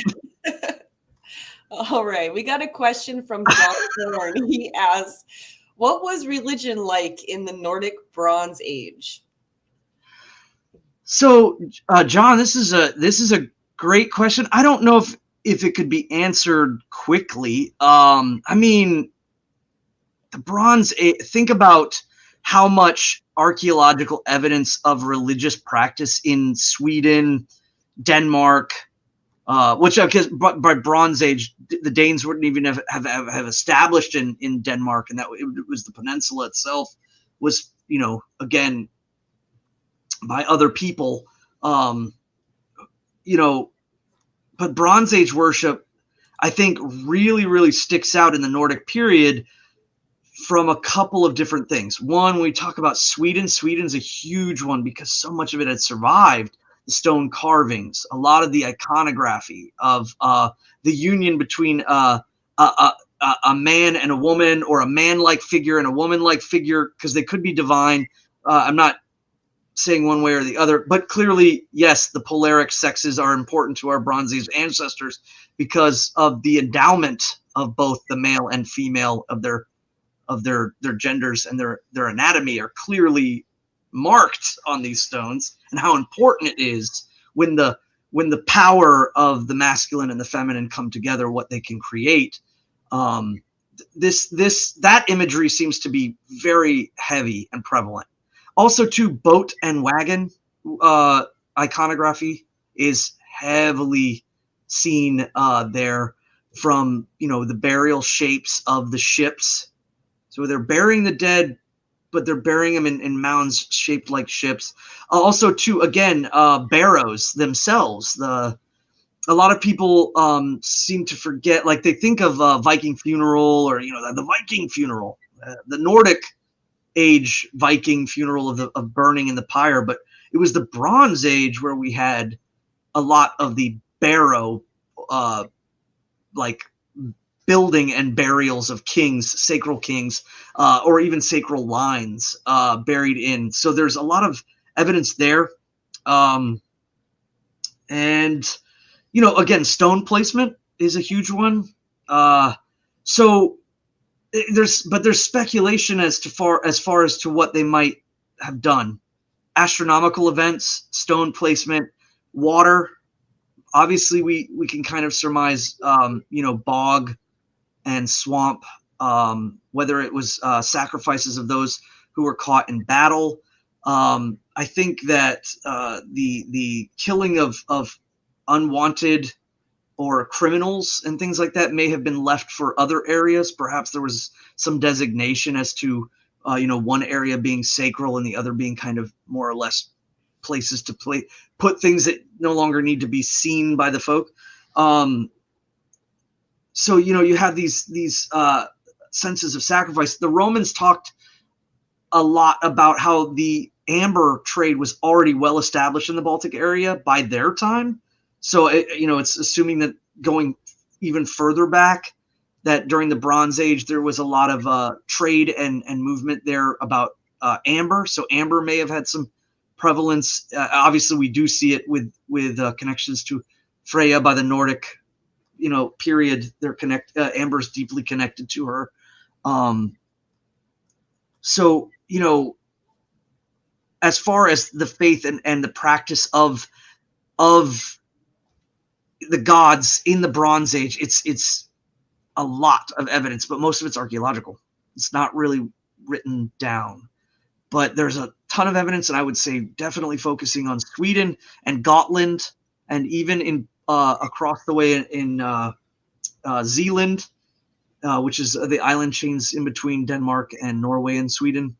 There's a lot of evidence in those areas of Bronze Age stone effigies and works that may be people showing people worshiping the gods in that time frame. And of course, too, there's also evidence about the bronze disc skirts that the priestesses, or at least perhaps maidens of some renown within culture, were wearing at the time. These kind of braided skirts. So they have clothing and archaeological references to those times, but apparently extremely active and far more than the Nordic period. I think I remember Alciragoli was talking about it when he went to Sweden, how much he was blown away by the worship of the gods before even the Viking era, or what people would consider the Viking era, or from like 500 to 1000. They just that's a highly focused area, but there's so much more from before, and it's right there. I mean, the Swedes and the Nords can like go to these places and just walk amongst those stones. So I see Monk over here. He's Semper Fi, Monk. I see that as well. Yep. I was in 0311. I was in 33. But yeah, no Marine is ever medium by any means. No, there's only two types of Marines. There's Rottweilers and Dobermans. I know he'll catch that reference, or anybody that's been in the Marine Corps will catch those references. But yeah, no, I'm an old man now, so I can joke at myself. I think it's fun. I think if anybody can't take a joke about themselves, I think that's a big thing too. In the internet days, a lot of people they take themselves way too seriously, and they they can't laugh at themselves. And I think if it's one thing in the Marine Corps, and I'm sure you can attest to this, is you grow a thick skin, because there is nothing more savage than a group of bored Marines and you just mess up in front of them, and they're going to eat you alive. I mean, you gotta be able to take your lickings and not, no breaking. Can't break them. I get it, Swan. You might be the medium show, but at least you're not the Chihuahua with the pink collar frothing at the mouth. No, not by no means. Yeah. No. You might be a medium show, but I'm an ankle biter. So. Oh, I didn't know you were referencing to yourself. If I post in a chat of a Chihuahua with a pink collar growling, that's you coming. That's me. Somebody's about to get it. What am I gonna do? I'm like 5'3" and 100 pounds soaking wet. I'm gonna fight. So, yeah, I had no idea. I had no idea I had some like facial resemblance to the big show. Like maybe he's a long lost brother or something. I don't know. You know what? You should see if he wants to donate to. Yeah. Well, and that picture of him with the long hair, he like shaved his head and all that stuff. But yeah, I mean, I wonder if he has a good barber Svan. You should find. Oh, yeah, maybe I could. Yeah. Do I have a story to tell you? Michael sent us $25 on Entropy. Thank you, Michael. He says, no question, just saying I love listening to these on my patrols while at work. Well, I'm glad that you enjoy listening to them. We appreciate the donation very much. Thank you, sir. Thank you. And Ullr bless you on your patrols. Yes. Whatever that in reference, I'll leave that to you. OPSEC is a thing, but wherever your patrols may lead you, I hope head is on a swivel and you're always ready to climb that mountain. Because it's there. Because it's there. Come out on top is what I'm getting at on that one. Always come out on top. Absolutely. Europa asks us, Witan Svan, Witan Brandy, share some Ostara recipes and some special food treats that you recommend for a proper celebration. Congrats to the AFA 1,000 member strong. Hail victory. So my Ostara, I typically will do honey cakes on Ostara. I like to do those. I also recommend for those of you who like to garden, make your honey cakes in muffin tins and plant them in your garden. It's a great way to do that, and to lay down your offering instead of planting a big old cake. Plant a few little muffin tin cakes. They'll be a lot easier. Same kind of meaning. Much easier to bury a little cake than a big cake. What about you, Svan? You got some special treats for Ostara? Yeah, I think it's kind of funny. The question was asked. A lot of people don't know this, but I went to culinary school as well. Ooh, the cooking bar. Yeah, I was barber is just the last on a long list of trades. I've been all over the world and worked in a lot of different things before and after the Marine Corps. Because again, I am an old man. 50 is on the horizon. Couple more years.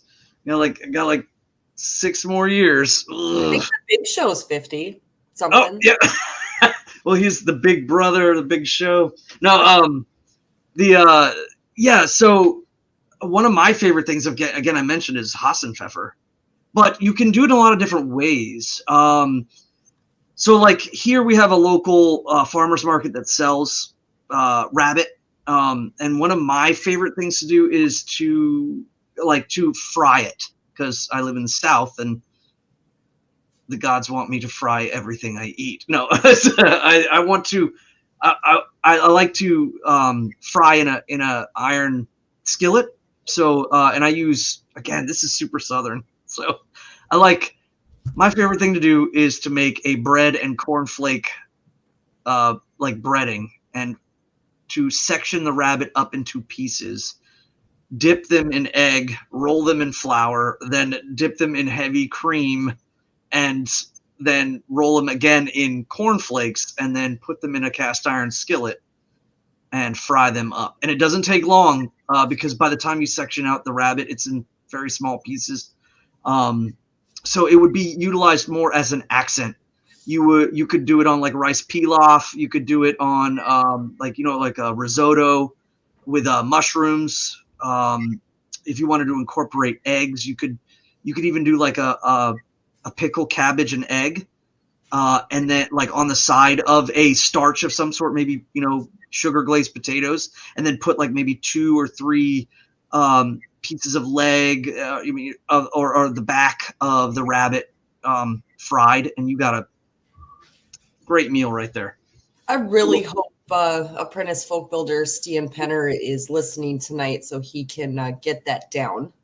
He is he's a resident chef at Baldershof. So oh yeah, really? Oh.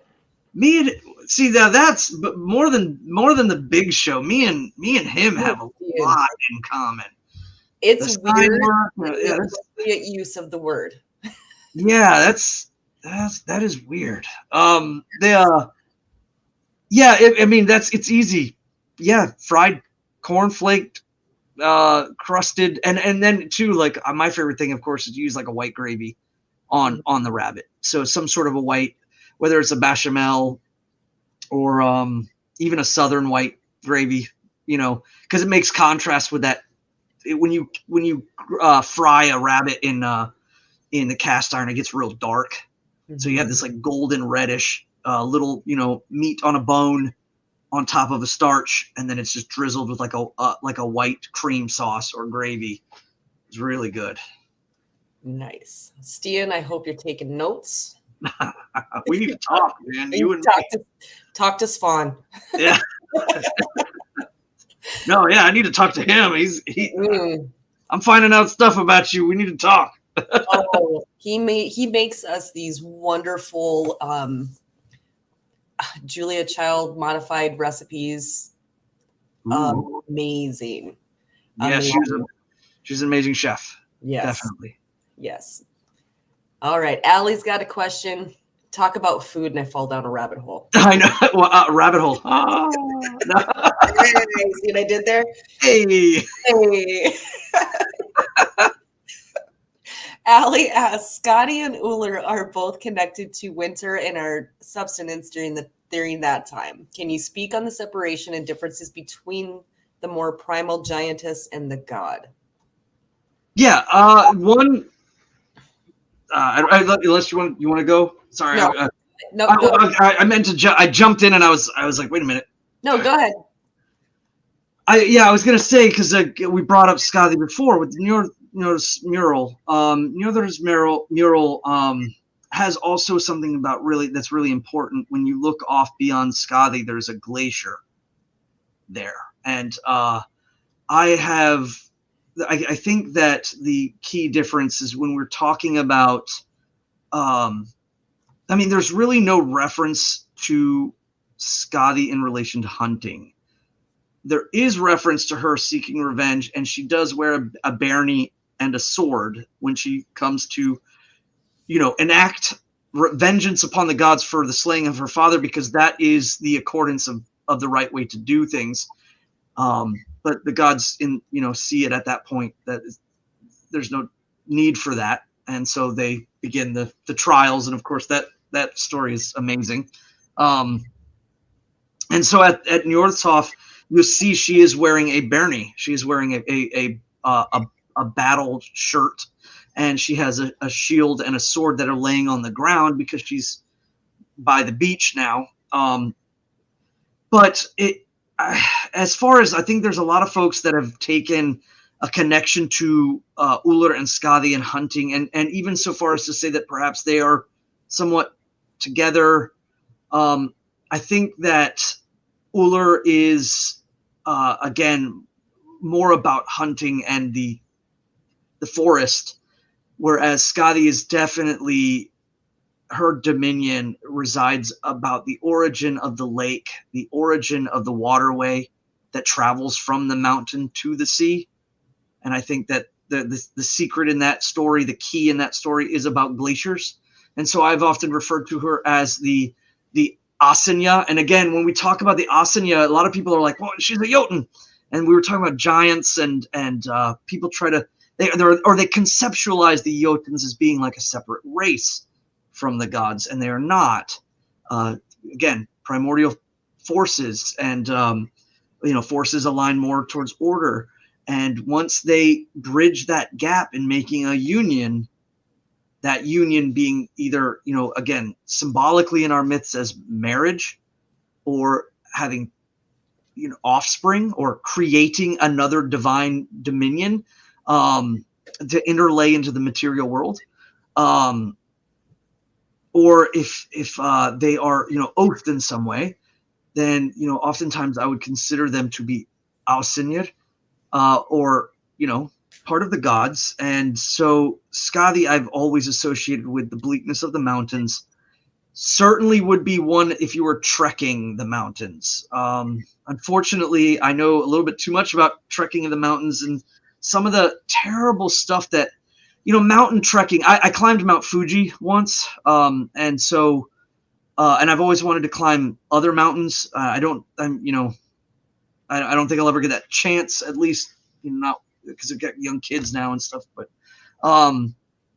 did climb Mount Fuji, but there are, like things about like Everest and a lot about the trash and the waste and a lot of the stuff.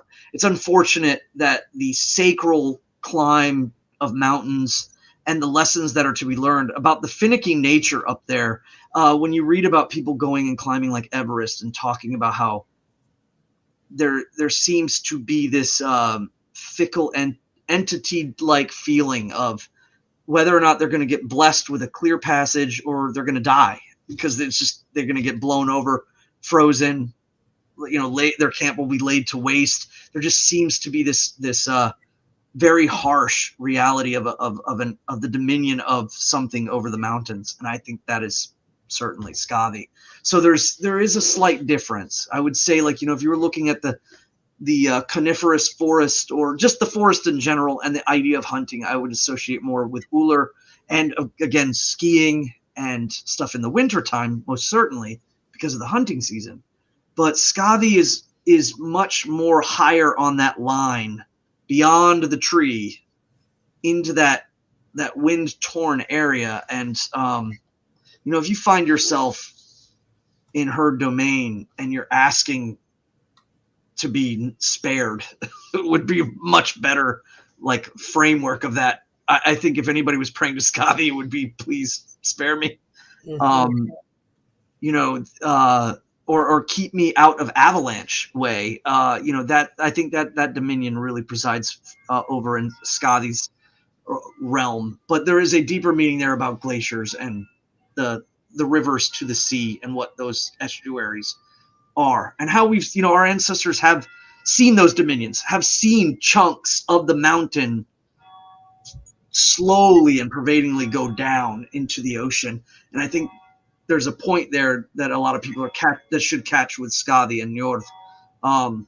But her dominion, is above that boreal line. If you're praying to Skadi, it could be a life or death matter in that regards. And again, she is not known for her mercy. No. Yeah. It's like the internet term always jumps into my head, like, damn, nature, you're scary. Like, yes. Which one are we talking about? No, that's we can bring that up later, but yes, scary. JB has another question for us. Is there a god related to music and arts, Svan?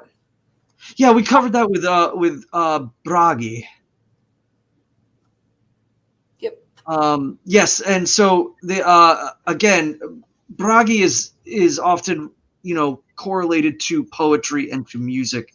He's called the Skald of the gods, or the Shope, if you're using the Anglo-Saxon. He, again, when we talk about music, I would even go so far as to say, with our understanding of music now, because if we're talking about Bragi, does Bragi need to be worshipped can we only get like a tail harpa and only honor Bragi in the format of like, an Alamanic harp, or, a Yam Viking, like pan flute that they found one for the during the Joms Vikingur site, they had a block. It was a pan flute with the holes drilled into a block of wood. So like we can't just worship the gods in a historical context, because in a way that is kind of like LARPing the gods. It's one thing when people say, you guys are LARPing as Vikings. Like, first off, no, we're not. But the other is LARPing the gods, is seeing the gods only in a context into a time, and that discounts so much of the inspiration of music that has happened in our folk. I mean, classical music, everything that is a huge corpus of the beauty of and the magic of music. And the Hellenics have a huge stake in the construction of sound. When we talk about the mathematics of music and things like that, but it is, a fool to say like the Germanic spirit had no influence over music whatsoever. The Germanic, tendency towards music and what it has become. Christianity has influenced a lot of that, but it did not entirely. I mean, the Romantic period, much of the idealization of the ancestral folk faith, whether it was done in a romantic sense, kind of intermixed with science and perhaps Catholic mysticism or whatever you might want to look into it as, there was clearly some manifestation in the blood coming back, and it was a huge influence on the music. So, to me, like, Bragi is just as much in Beethoven as he would be in, say, like medieval instruments or even Dark Age instrumentation. But yes, 100% that he is in dominion. And for us to also say, oh, is he the god of music? Yes, he's the god of music.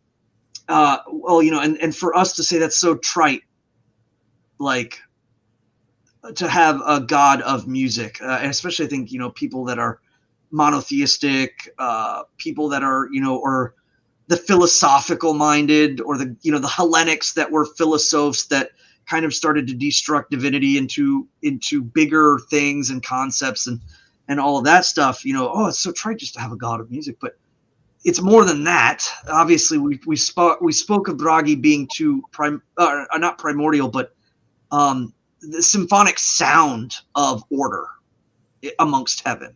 That Bragi is the mouthpiece of the gods. He's the sound wave of, or the frequency, if you will, of the cosmos. He is the focused sound wave of the gods. And so we could take it into a much bigger context and debate and argue or conceptualize and dream about how Bragi, or meditate and pray on, and perhaps even receive insight as to what Bragi might be, more than just the god of music. But to say he is the god of music incorporates both music in all its levels amongst our people and the metaphysical.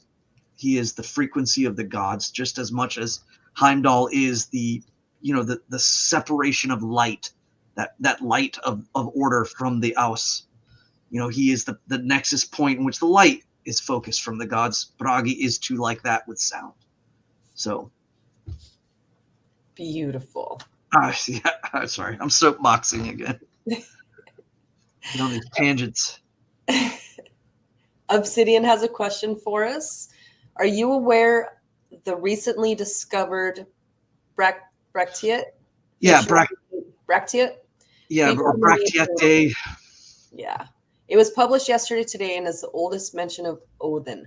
So I've seen that shared around our groups, in our group chats, our spiritual excellence chats, and things like that. I have not read it yet, Svan. Have you looked at it yet? No. So this is actually, I saw this in the side here, and like, again, honesty is a thing. No, I hadn't. I saw a thumbnail, I think, earlier today, but I was at work. And so I didn't get a chance to look at it. And I was kind of over here. I actually have it in the search, but I haven't clicked to go on it yet. And I would, I'd very much like to know more. Now, I know there's reference, of course, the Vastana Brekte, or Bracteate, has the full Futhark on it, and has an image of a man, or a man-like being on a horse with a raven over his shoulder, or a bird. and most people connect that to Odin. But no, I did not get a chance to look into this yet. So yeah, I'm interested now. I just put it on my phone. So We both have reading to do when we get off here. yeah, I know. It's like, ooh, tap, tap, tap, tap, tap. Sometimes we're talking to each other about this, and we're on here after being at work, and you guys get all the good dirt before we do. I know. And then I end up putting it in my notes on my phone. I'm like, Mhm. go look at this. Yes. All right. Tony, King of Cheese. Hi, Tony. He asked, Brandy's fun. Great to see you both on. How are we doing tonight? I'm doing awesome. I am talking to you all with one of my best friends, the Medium Show, even though I'm totally bummed out that I'm not going to see him and my other friends at Thorshoff this weekend. I wish them all the best, and I'm with you guys in spirit. Spawn, how are you guys doing? Oh, I'm doing good. I'm actually, a lot of people don't know this as well. Sometimes my chat is not, sometimes it freezes or, doesn't pick up, or it'll stop at a certain point. And, but, I'm seeing all these great questions tonight. And I'm doing great. But again, I'm writing down notes half the time. Half the time, these episodes are me going down rabbit holes, if you will. Yeah. Even from here, it's like it's not about so much as giving out knowledge as like I'm starting to receive. That's why I'm here. There you go. Yeah, I was seeing over here like the Greek idea of the kakodemon, the negative divine force that you offer, something to keep away disaster at bay. In regarding to Scavi, yes, I was going to mention that actually too, because there's also reference of like Ayer. Ayer is in our faith is the god of the Jotun, because he is aligned with the gods, but not through marriage or through aid. He is he is a Jotun, but is primordial ocean. So very much like the Titan Oceanus, and he was honored or prayed to avert disaster. Oftentimes, I think between like what would probably be the voyages between the Faroe Islands and Iceland would be a great time to stave off the deep ocean's vengeance, if you will. I also see that Stian popped in the chat, and he says, Roger, ma'am, and then again, Roger. I love that man. Love that man.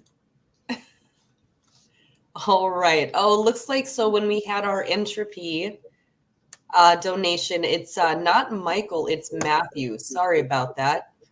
Thank you, Matthew, not Michael, for that donation tonight. All right. Let's see. Was it the Wolf Throne? No, that was, Wolf Throne's next. Thoughts on Europe, our ancestral homeland becoming increasingly non-white. What does that mean for our future as Europeans? So what that means for our future as Europeans is that we need to take the preservation of our music, our food, our culture, our people, and our religion into our own hands and make sure that we never let it be forgotten. Because it is up to you and it is up to me and it is up to the rest of our folk to make sure that what we hold sacred and what we hold true is never erased. So we need to call more of our folk home to the religion of our people. We need to remember to sing the old songs and make the old food. We need to remember to teach our children the dances in our lore and that they know the names of their ancestors and that they understand the importance of a traditional family so that our people and our traditions and the things that make us beautiful are never erased. So rather than see the doom and gloom in that, which there very well may be for a lot of people who are living that, and I understand that, take that as a challenge to be stronger, to do better, and to teach the children so that we will not lose the things that make us beautiful, special, and that we won't be erased from history. What do you think, Svan? Yeah, I think that it starts with our faith, and this is a spiritual battle, and a spiritual battle isn't contextualized in like political jargon. It is exactly what Brandy just said. It starts off with you realizing you are a people. I think a lot of people in modern context in Europe have been thoroughly modernized and secularized. I think that we need, coming back to our faith, one is the return away, to turn away from modernity and the return back to an understanding that we are a people. We have cultures, that our cultures are deeply connected. I think that's another big problem with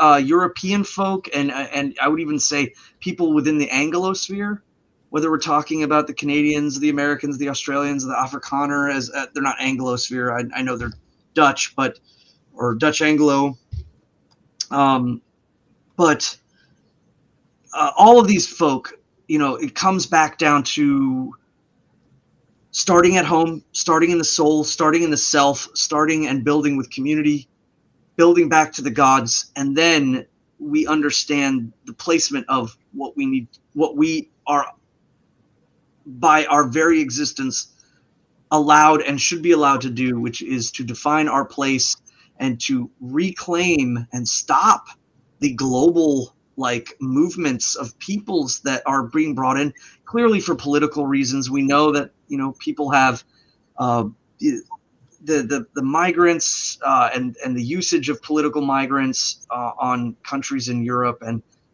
via the EU and all of that stuff. We can see that all happening, and you can't you might not be able to politically or even physically stop the machinations of a twisted government. But what you can do is change yourself, change your family, teach your children, build your community, and that is the tiny force that moves forward, that grows bigger and bigger and bigger and bigger.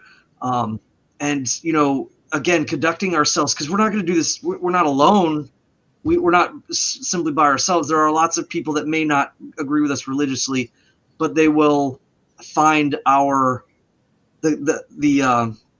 grain of our wood will lend them to help or to join us, to see that we're worth. Because again, if you go out there and you're not a good person, you're not a noble person, and you're screaming at the top of your lungs about a very important subject, but you yourself are just not a great representative of anything spiritually, morally, intellectually, anything, you're not going to garner any sense of community or movement. A lot of people that are just edgy, or they want to be the bad guys in some ridiculous kind of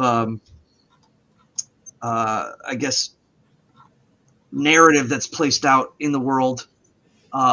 Those people, it's laughable and it's sad at the same time, because again, you're not going to win that way. You're already kind of relegating yourself to failure. Instead, you should look at the positive, and that positive only comes about not by just looking at it, but being it, making it continuously so in your actions. And a lot of that comes from this as a spiritual battle. You have to see the asas. You have to come home to the asas. If you are Gaulish, Teutonic, Slavic, Hellenic, our people have been all over Europe. Or if you're in the Anglosphere, or the Dutch Afrikaner sphere, the gods are with our people, and it starts firstly with us coming and seeing that we must align ourselves to order, we must align ourselves to nobility, we must align ourselves to the morally right and correct and upright and shining. Is the only way we're going to really truly make a difference. And people want stuff way down the line now. It doesn't work that way. It starts from the seed. You don't get the tree right away. So the seed is this. The seed is us now. Absolutely. All right. Allie asks, Brandy, can you please explain the Fulcum chant? It's one of my favorite things that we do. So the Fulcum chant was actually something that we adapted out of my personal practice, and it was about a year ago that we really started focusing on bringing Fulcum and starting to get excited about the numbers that we were seeing in applicants and active members and so many things going on. So we started, like I said, this was part of my personal practice that we did, but we had it translated into Swedish by one of our awesome folk builders in Sweden, Eric. And basically, what it says in English is we call to our children, we call to our men, we call to our sisters, folk come home, folk come home. And we had it translated into Swedish, and we've been using it at the Hof at Wayfarer's Blow. And all of the women will gather around the folk flame and place their hands on each other, on, you know, one hand on each shoulder of their sister. And we start out very, very slowly and we build. So at first we start whispering to our children, to the menfolk, to our sisters, come home, come home. While we're doing that, the men are in a circle around us and they are concentrating on that journey and they galder rido while we're doing that. And that is the safe journey to answer the call of the women who are calling out to their folk, asking them to come home. So we start out very, very quietly, like a whisper. And by the time we're done, we are shaking the rafters of Baldershof, hoping as many people as possible will hear us. And that's actually started to spread throughout the AFA. I know that they're doing it in a few other areas as well.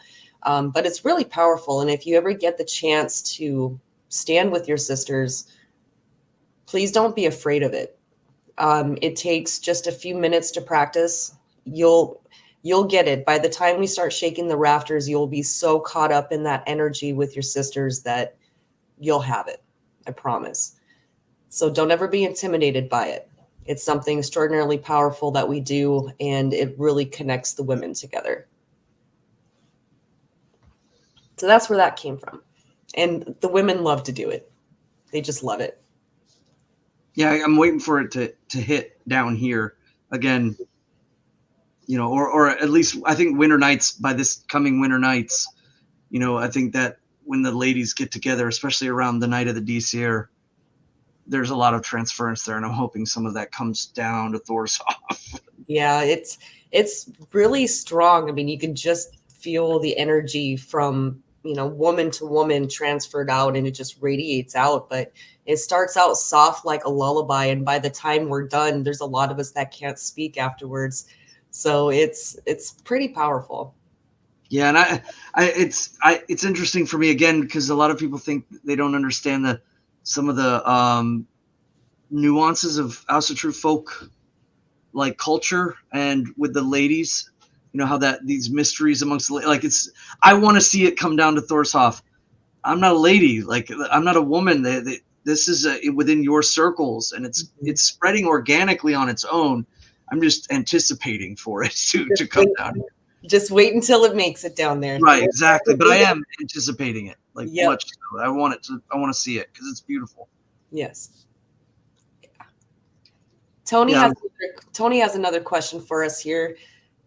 Brandy and Svan, prepare for at least one Celtic question. What are your thoughts on synchronizing Asatru with the Celtic form of Aryan faith, such as for those of Celtic descent? You want to tackle this one? Because I know too. I mean, I know we both have a good amount of dog in the fight, if you will, on this one. But well,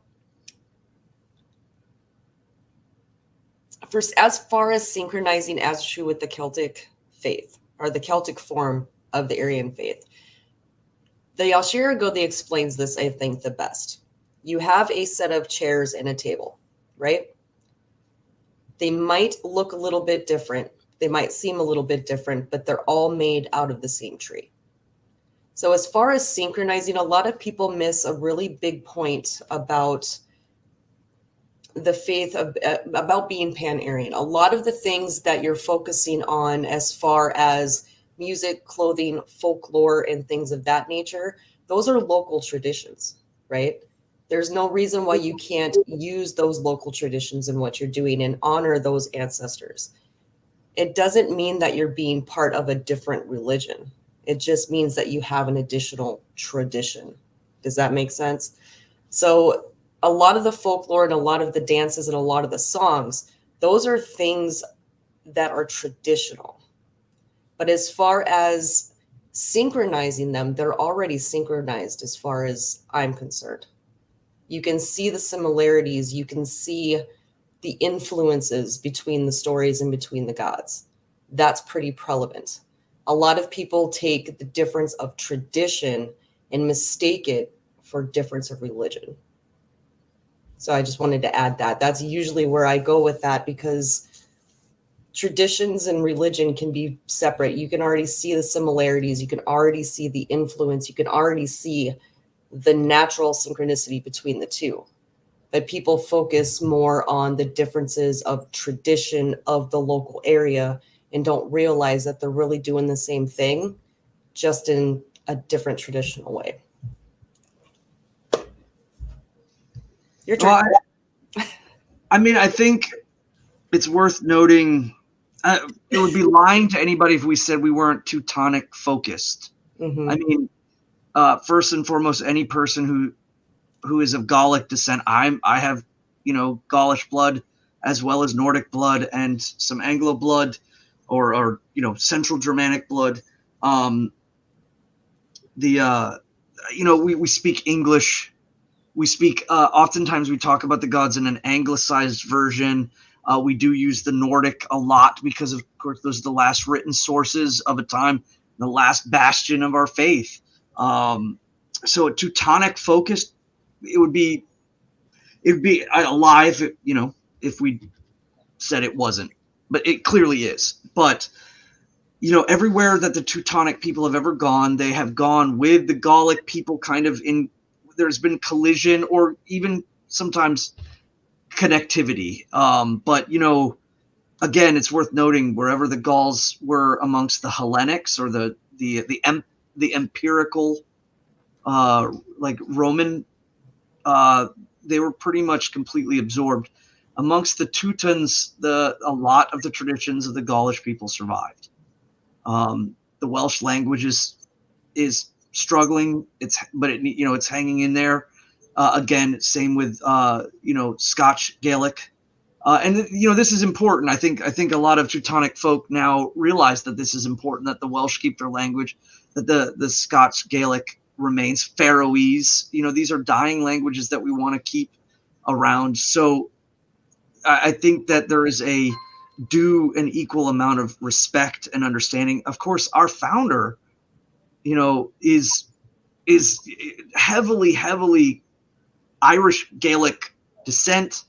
You can't deny that, and I don't think we should. I think America is beautiful in that way, that we had this unification of the Nords, the Germans, the Anglos, and the Celto or Gallic people, kind of all together in the South, in the North, in waves in America, and it's made an interesting stock of folk. But when we talk about the Gallic gods, one of the things that's worth noting, or not even the Gallic gods, just all the gods in general of Europe, the tripartites. Like I just saw, like here too, two of two. The Greek Roman gods seem to have zero connection to our gods. Let's talk about that a little bit. First and foremost, if there's a tripartite, the Aryans have touched it. A lot of people try to do the singular Sky Daddy Earth Mommy thing, because the reference of going back towards the Indo-European, like they're doing the going back, that they're, but the reality of the observation is that there's always a tripartite or a trinity, so much so that that Christianity came into Europe without one, and it wasn't long before it had a trinity, because it was immersed amongst the Aryans for so long that its tradition changed. And again, there was wars fought about it. Christians killed each other wholesale in a war about whether there's a Trinity or not. But the Trinity is an Aryan folk point. So, whether you're talking about, I think especially from the Teutonic and Nordic branches, we view the Trinity as thrones that the gods can kind of sit in, whether Thor is in the center and Odin and Frey, or if it's Odin and Tyr and Thor, or whether I think the northern folk of the Teutonic, especially by the later periods, showed this kind of organic movement. But I mean, if you talk about the Gauls in France, like you had Tuisto and Teratatis and Essus, and that was their tripartite. And Essus in and of himself was a triplicate. He was a tripartite, a god of dynamicism, of death and magic and poetry. So again, it's just that where they were placed within significance is really, really, I think, the thing that people get really confused on. They try to unilaterally cram the gods into different societies, saying like, oh, well, this god of this society is in the same throne as this god. No, those thrones could be also parts that move. There's, the stasis throne, the dynamic throne, and the catalyst throne. And amongst different Aryan folks, those thrones had different significances. For the Teutonic people, the highest is the dynamic. But, again, whether it's stasis or catalyst or dynamic, it remains to be seen. And we don't know too much, but like, again, the tripartite amongst the Gauls, at least amongst the Frankish area of the Gaulish lands, we had, Tuisto, Teratatis, and Essus. Amongst the Etruscans, they called their gods the Aisar, Aisar. That's quite interesting, considering their position from the Nordic folk. And they had a tripartite. Now, it was interesting for them is their the head of their stasis was started with a T as well, like Teratatis. They had let me see real quick. I might be able to look it up. But they had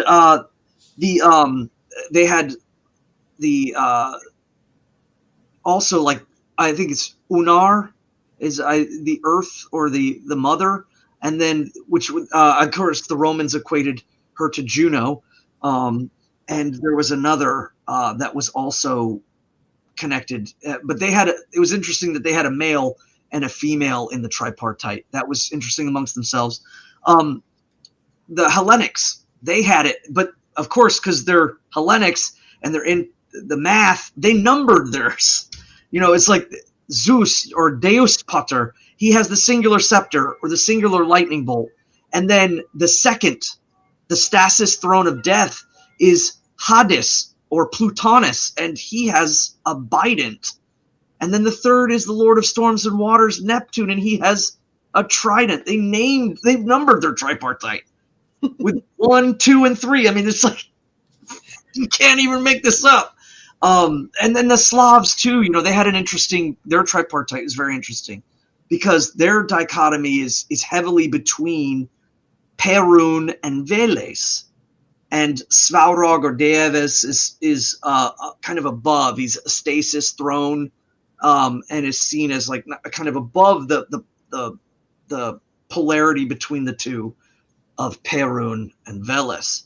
And again, when we talk about the familial connections between those gods, amongst the Slavs, Veles and Perun are the sons of Svarog. Or I'm probably even saying that wrong, so please excuse me if I'm butchering that. But again, the familial ties are talking about the interconnectivity of the gods, culturally, mythically. The way that they express themselves to our folk and teach our folk is unique amongst all of these different branches. But there are deep connectivities, even all the way back. I mean, there was somebody, we weren't arguing. I was actually intently listening, but he had made a point that he thought that the original tripartite of the Vedic Hindu or Aryan Vedic faith was Indra, Varuna and Agni. So, lightning, water, and fire, I think, is what he was kind of point. And I'm not saying that. I'm just saying that's what he was saying. And I was listening intently to that. But again, the tripartite shows up again. So there are some very deep connections that we can see. There's a lot of cultural context that does divide us, doesn't necessarily make us so far removed from each other that I don't think that we can't have a common respect for each other. I know that if a Slav is honoring Perun amongst my folk, I would say that's Thor or Thunor or Thonoras. Whatever we linguistically say, we understand that unilateral connection. So there's a lot of deep connections. But if anybody's interested in looking at all the branches and how the Aryan connectivity is there, it's the tripartite that you should be looking into. And I check out the Etruscans. That's a good one to start on. But that's not by any means the only one. The Alshira Godi left us a comment, and it says, "People of the pants, come home to the AFA." Yes. Well, well, he's been here this whole time. Yes. We thought we were unsupervised. We're not. Yes, people of the pants. No, again.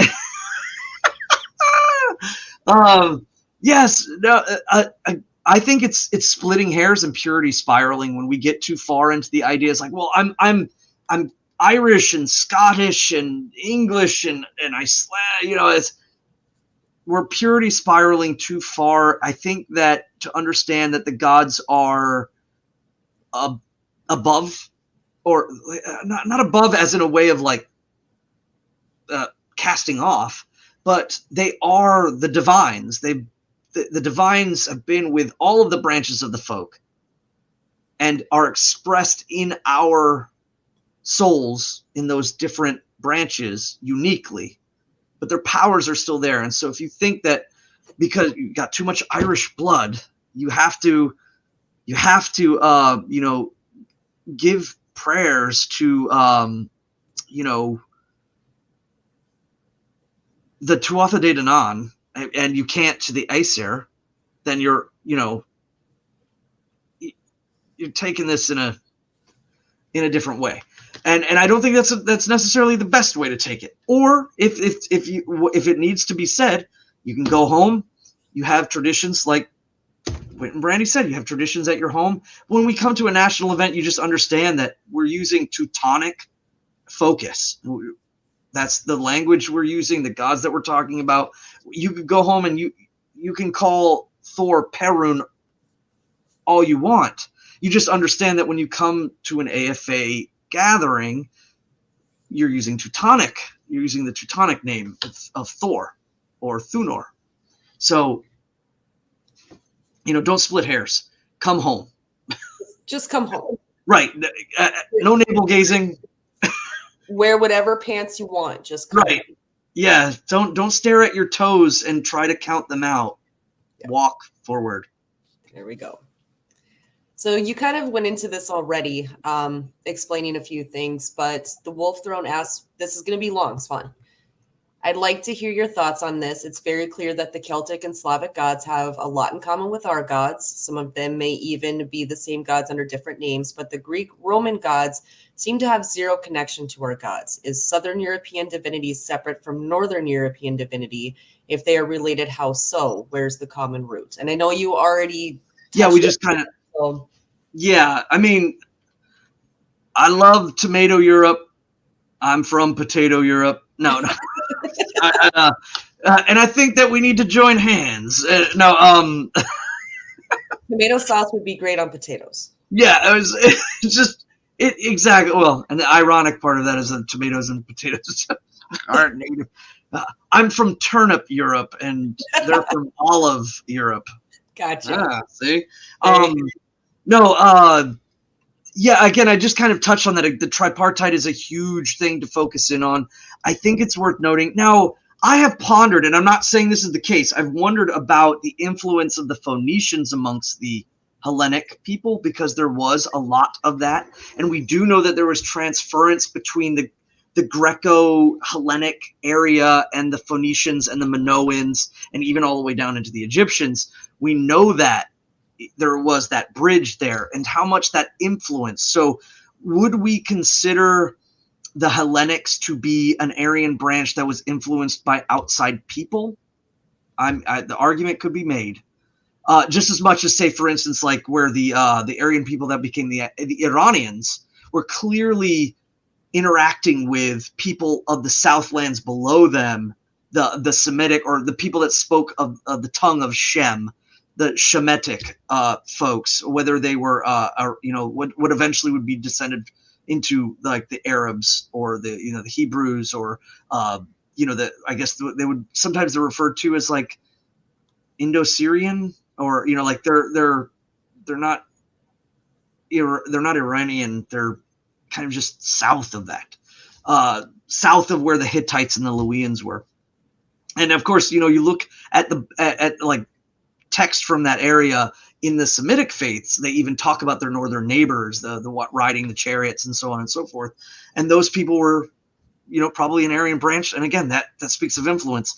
Was there an Aryan branch that invaded India and clearly had influence from an outside peoples there? Yes, absolutely.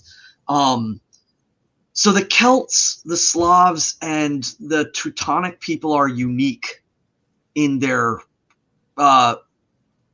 correlation, because they seem to more or less fracture into different branches, but then in turn influence themselves and fight themselves and kind of back and forth. And then there was the injection of both the Romans and their religion pre-Christian, and then eventually, the Christian, from Charlemagne, and that and all of that started to interject into Europe. And so the influences over Aryan branches in Europe seem to be more internalized and a lot more cross fighting amongst each other, as opposed to simply kind of intermingling with other groups. And when you start to look at those patterns and see them, they become clear. Again, the tripartite was the real big one. The ordering of the sky, if you will. There always seems to be a progenitor. That progenitor may have another progenitor, and then that progenitor usually marries with the feminine, whether it's the earth or the waters or something. And then from there, the sky is ordered into threes: stasis, dynamicism, and catalysm. And dynamicism has the ability to move all over and is oftentimes triplicated. Stasis is very singular and oftentimes vertical axis, and catalyst is oftentimes lateral axis, sometimes vertical as well, but the catalyst never seems to descend into the underworld. For us, that would of course be Thor. Like Thor is the catalyst, the striker, the one that moves on the edges between the material and the primordial, but can also ascend into the heavenly realms. So there's a lot of connectivities. If you read a lot of the stories of all the European folk, you begin to see more likenesses than, the differences are glaring. And it's worth noting that it's the differences that count.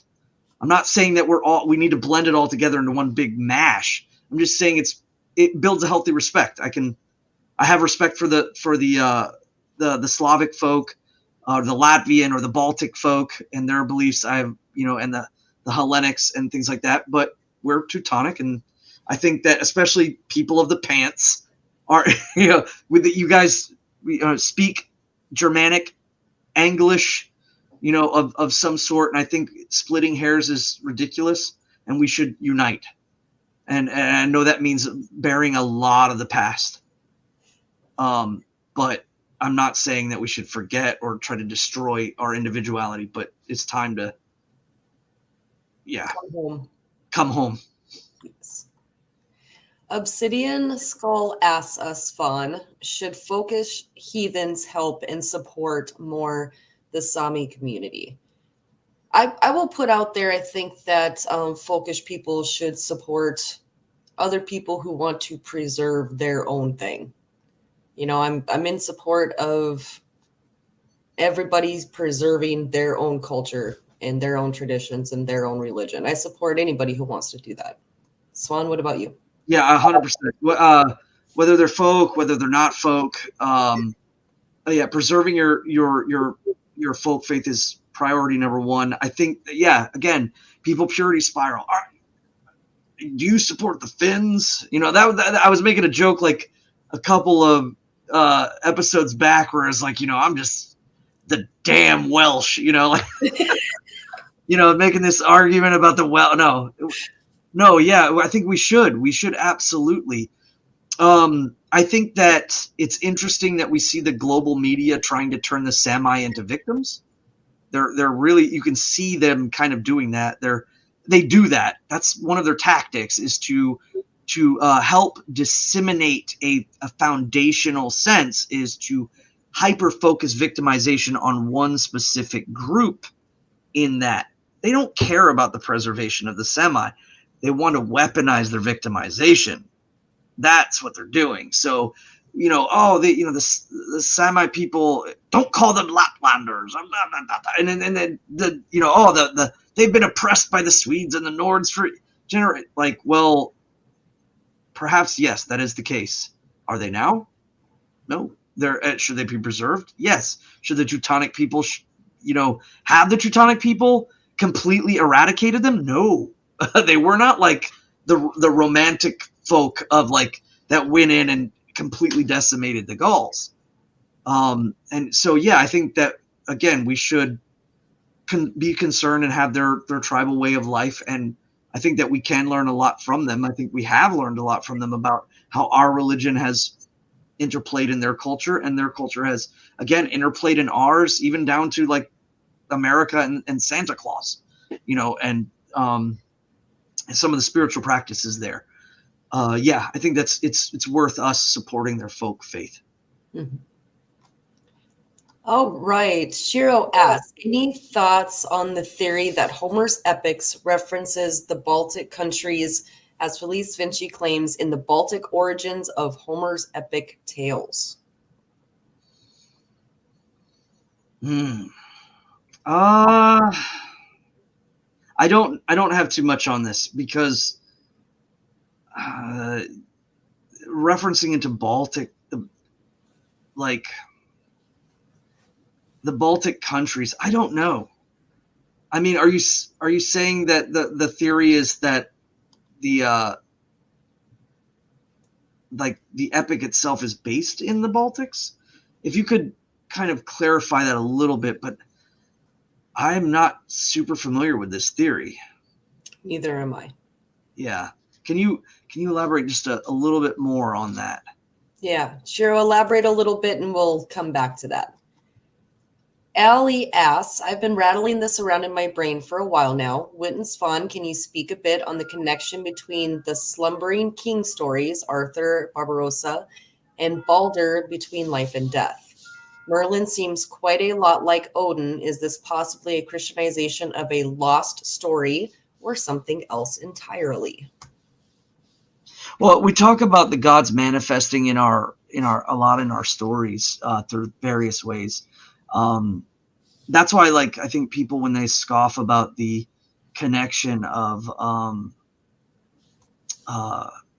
even to Tolkien, I know Tolkien, everyone's very quick to say, well, he was a Catholic, especially Catholics. He was a Catholic. They jump on that whoa. Yes, he was. Yes, but the manifestation of the gods continues to bubble up through the folk despite their Catholicism. That's worth noting. Again, the influence of these stories, the gods and the powers of them and what they are. I think it's more a question of whether or how we identify them, and I don't think that we should ever be 100% sure of ourselves, because the gods have a tendency to kick that hubris right in the crotch. But it's worth noting, perhaps through piety and devotion, a semblance of understanding that the gods are manifesting themselves in many different stories, and we talk about the sacral king, how the king is connected to the land, to the slumbering or dead and the rising again of the sun and the light, or the crown, or the attainment of the grail or the goblet, and what that perennial truth means. And the gods are behind that. Like, again, they say the gods are are based on archetypes. No, the archetypes are based on the gods. Same way the archetypes of these stories are the gods bubbling up and manifesting in the material realm, even if it doesn't mean that we're calling them Odin. He is manifesting in our stories again to show the connectivity and wisdom and what that means. So, and we're even in, like, that's, again, Merlin seems a lot like Odin. Yes, especially if you take it that way. Then Odin now is talking to you through Merlin. Yes. And that's okay. Again, that's okay, because that's how he works. That's a thing, again, about purity spiraling too far into a time, a stasis of time, a very specific era. The gods are real. They're not conceptualized things in a book written by an Icelander or a Dane in the 12th century. That is a huge part of it.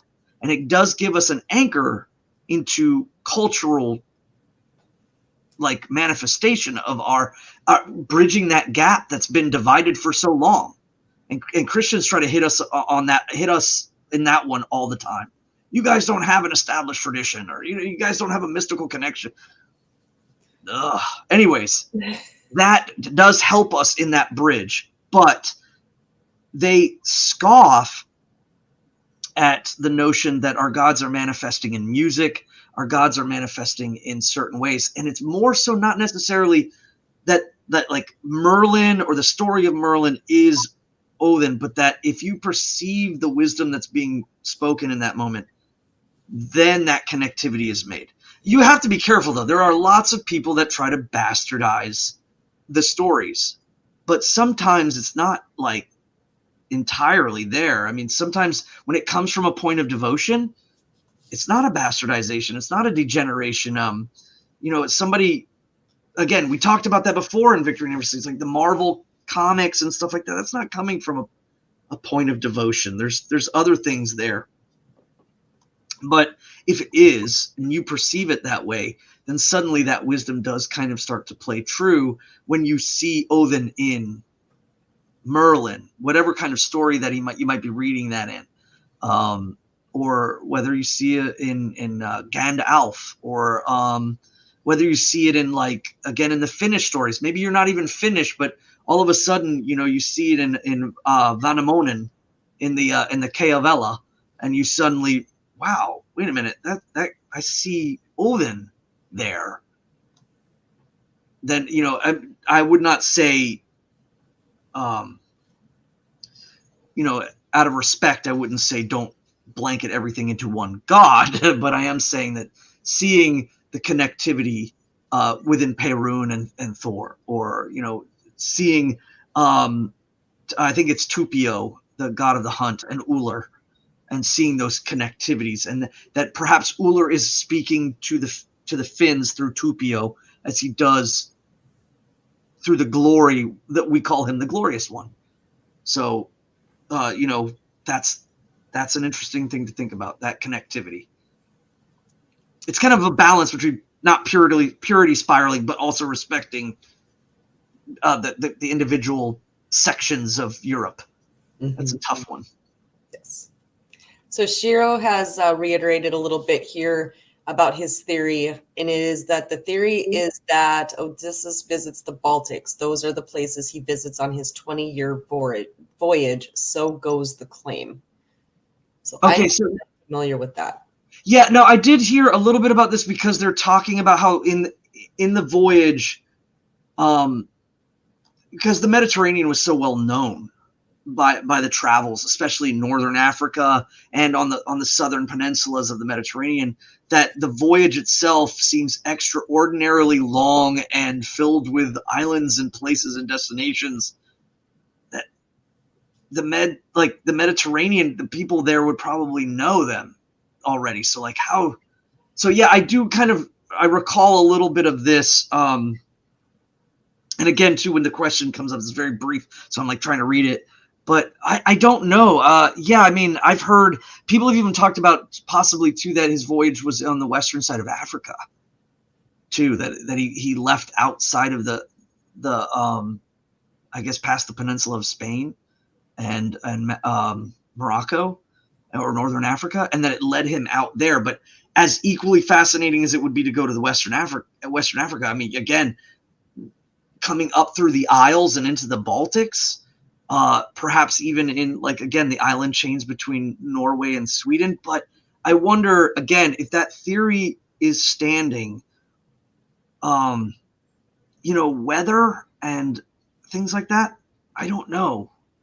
Like the North Sea and its prevalence towards such cold weather, would it be remarked or noted by Mediterranean sailors, or was it changed to fit, to give more of a connectivity to the audience that they're speaking to? They can't talk about, like, ice sheets and things like that to people in the Mediterranean because they might not know what that is. Right. So yeah, I know that's an interesting question. I heard more about Western Africa than I did about the Baltic, and I'm going to write that down in my notes. So that's task number 3 that you have. Yeah. Oh, yes, here you go. He says, great show, guys. Plane is taken off. I will see many of you fine folk at Thorshof. Have a safe journey, sir. I wish I was going to see you guys again. It is not too late to get registered for Ostara. I bet they would still let you in if you showed up on Friday. What do you think, Svan? Yes. Yes, all right. Absolutely. It's not too late to get your ticket. Go register over at the Balder. Just show up and yeah, just like at Winter Nights. Sometimes people they don't know till the last minute, and then they show up and everything gets sorted out right there. So yeah, I'm sure they would take cash at the door as long as you're a member and you're coming in good faith, right, Svan? Yep, absolutely. If you're vouched for, definitely too. But yeah, if you come there and you can pay at the door, it's perfectly fine. It's just that, remember, when we do stuff, notifying us in advance helps us prepare food, and it helps us logistically. That's a big thing. And a lot of people, I understand schedule wise, they can't always do that, but the sooner you do it, the better it is for all of us to facilitate, maybe even help out with hotels. It just logistically, it helps us out if you hit us up much earlier. Svan really needs to know how many eggs he has to buy in order to throw them at you and your children this weekend. Yes, I'm already buying, like. It's not Ostara unless a child is full of egg. Right, covered. No.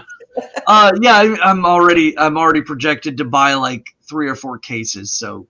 Yes. Yeah, but yeah, it helps us out logistically so much. Yes. So if you're coming, let Svan know, or any of the folk builders down there at Thorshof, so we know whether or not we need an extra dozen eggs. Yes. Yeah. All right. So Bucket Clinger here has a question for us, Svan.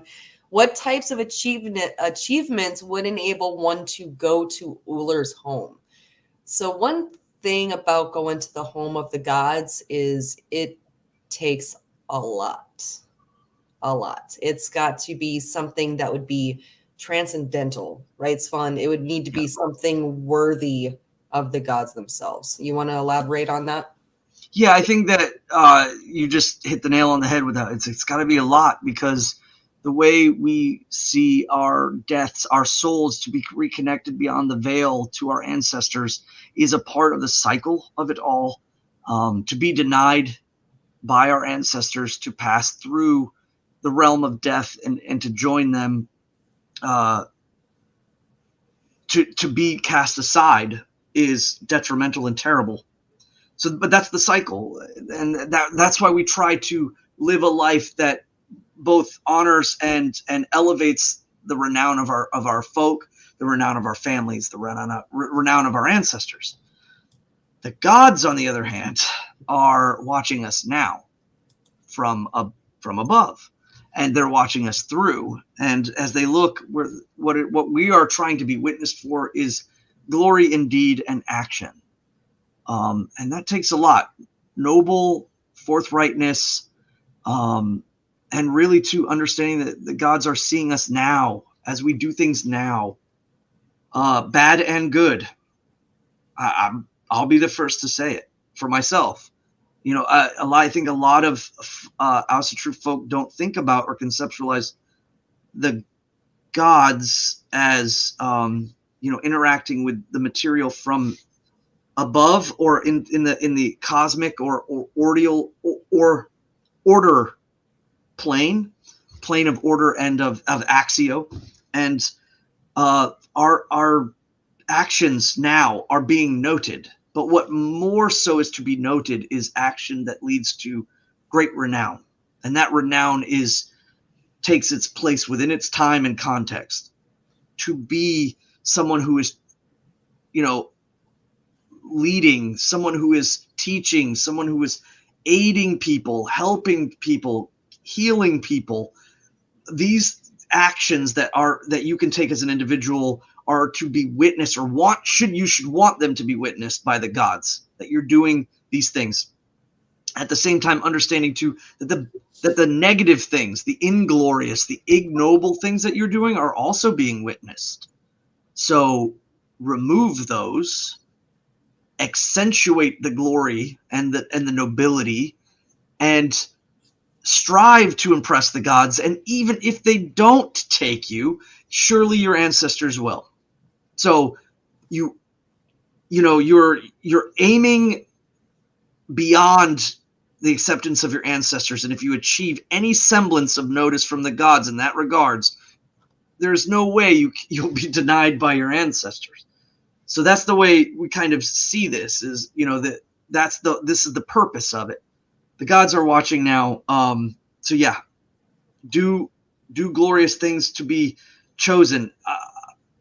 Now again, we know that with Odin, it's very, very specifically mentioned that he is connected to that movement, that he has the ability to make that movement.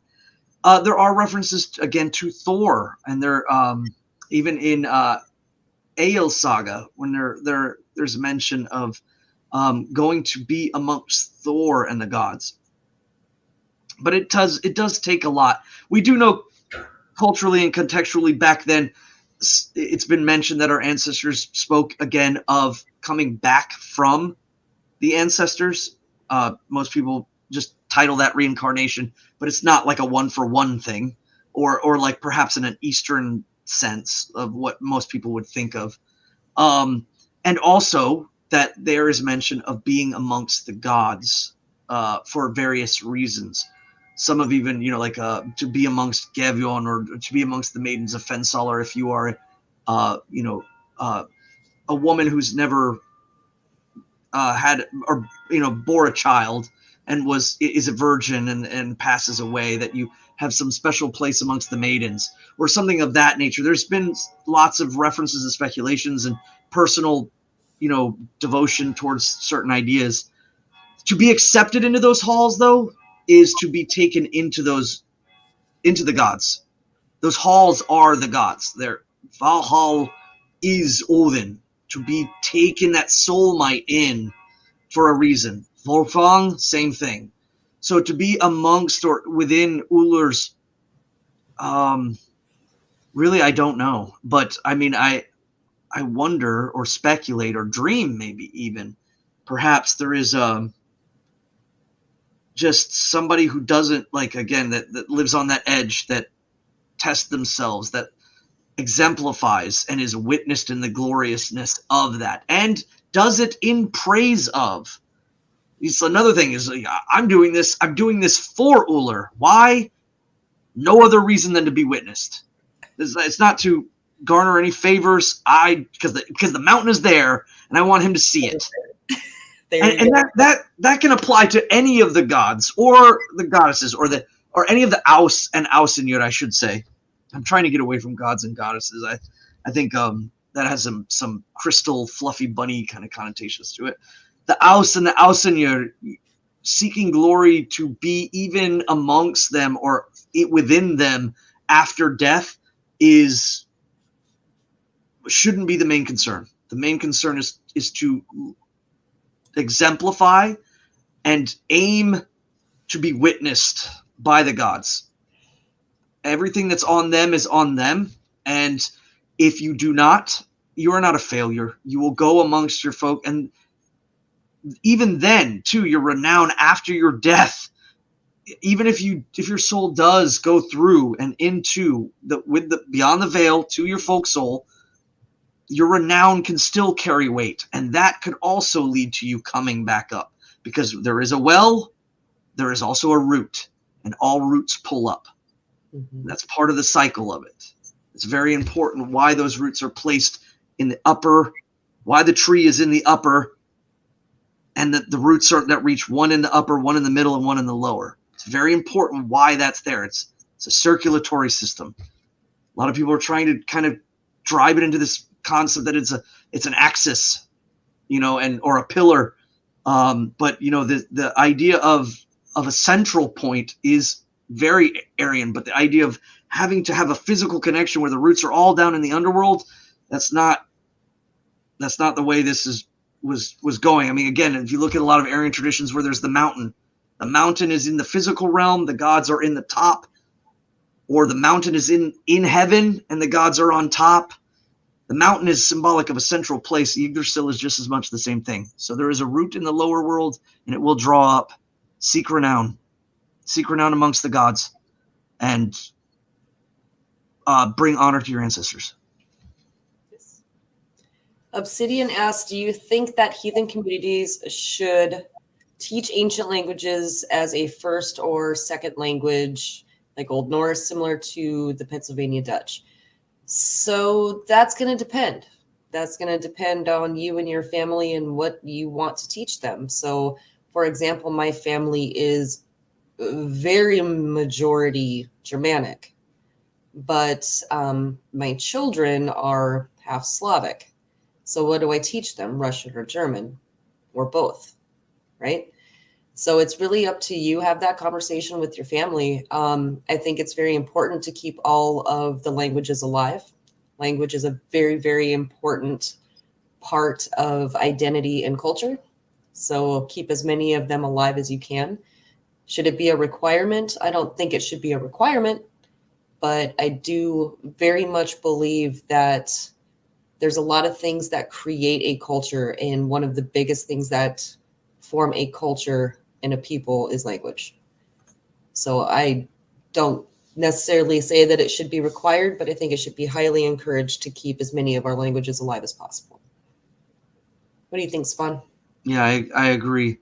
If you were to view the dead languages, because I think you mentioned about dead languages, whether it's like Gutis Garazda or Anglo-Saxon or Middle or High German, Old Norse, Frisian, pre-Dutch, or Netherlands language, all of these things, very important. I would say it's worth noting those are our mother tongues. Our father tongue it's English now. I'm a big fan of the English movement, where they try to kind of speak English without Roman or Latinish words, but that's just a hobby. It is now our language now. Our language is a culmination of Latinish and Germanic and all of that stuff, and damn Normans. But yeah, it's cow, not beef. Yeah, it's sorry, Anglo language supremacy all the way. You can keep your poisson. I'll take my fish any day. No, the biggest thing is mother tongues are really, I think, they nurture. So if you taught your children a language, and what I mean is, I guess secondary language is the secondary language is the mother language, and the mother language is a nurturing language. It's one because it teaches you certain things in a sense. Like the father language is the one you project out into the world. It's the one that you might have to speak in order for business and contract and the physical now. The mother language is just as important, but it does it in a different way. It nurtures the understanding of linguistics. It nurtures the understanding of the father language. If you learn Anglo-Saxon as your mother tongue, it then nourishes your understanding of modern English, if you're a modern English speaker. If you're a German and your father language right now is modern German, to learn like old German, middle German, or like Gutes language, which is, the source of Eastern Germanic is the source of most all Western Germanic languages in a way. So to learn like Gothic or Gutenish would help you understand your own father language. Father language is then imbued with the power of the mother tongue. So again, the feminine imbues the masculine to work itself out into the world. The mead cup is given to the warrior so that he may drink, and then the sword may be projected out into the will and the manifestation. This is a perennial truth amongst our folk. It can be applied in the same way, whether we're talking about languages or anything. There's a lot of hidden meanings in everything I'm just saying here, how you apply it. But when we're talking about language, yeah, I think it's important. So if your father language is speaking English, but you want to teach your children Slavic or German, even though that is the father language of someone else somewhere in the world, that becomes the mother tongue in the house. It can help accentuate the points and give the child huge amounts of benefit of again, like for me, when I came to America, I was just about to start school, and my mother told my brothers, nobody speak Icelandic to him. He has to learn English now. I didn't speak any English whatsoever. My father, who is an Anglo, spoke Icelandic perfectly. So he didn't speak it either. He just saw no need to teach me English while we were living in Iceland.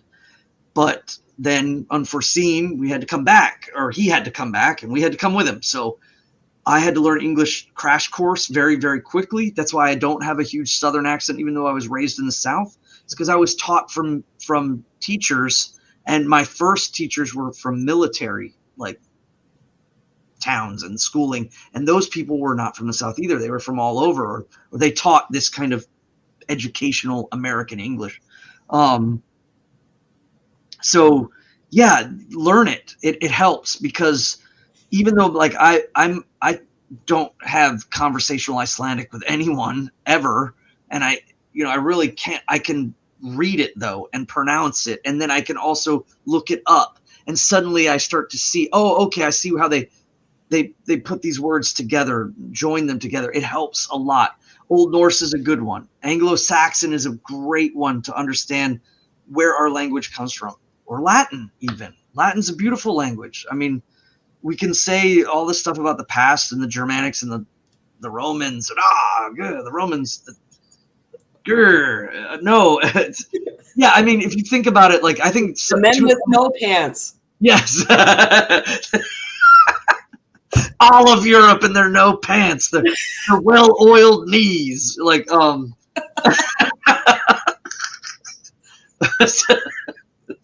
sandal people. I just want to put out there for all events of the AFA, sorry not to go down a rabbit hole. However, if you come to an AFA event and you are a man, I do prefer that you wear pants or kilts with something underneath. Pants are required for all events. And that's another interesting thing about the people of pants, because eventually the people that speak Gaelic are often associated with not wearing pants. They wear kilts. So I always thought that was kind of like super funny, the way how that flipped on it. But again, still. Sorry, I just totally derailed this whole conversation with the lack of pants. Lack of pants. No, Again, language is important. I think language is good. I think we should teach our children it. Whether Latin is wonderful, phenomenal. If you're talking about Asatru, most people would say yes, Old Norse. I would say yes, Old Norse, but I would also say German, because so much of the study of Teutonic faith has been written down by Germans. Yeah, German theologians, German religious philosophers who are trying to figure out the ancestral faith of their people and had speculated so much about it, wrote it initially in German. Mm-hmm. So huge benefits. Yes. All right. Looks like we've got one last question for the night. This is, would Asatru reincarnation be more akin to the folk idea of an old soul, a fresh, entirely new person with the deep knowledge or understanding of things before? Yeah. So when we talk about reincarnation, there's a lot of, this is a big subject, and there's been quite a few books written about it in Asatru circles, even back in from folks that were really prevalent in the 80s and 90s have written about it, and mainly written from the sources that the references that they are talking about, especially like with one of the Swan Maidens and the return of a soul. And again, the naming tradition, I know a lot of people mark that. But I think it's worth noting that there's a couple of ways we can go about looking at this. Is one, all souls are new, and they are somehow watered with the knowledge or the hamingya of the old souls.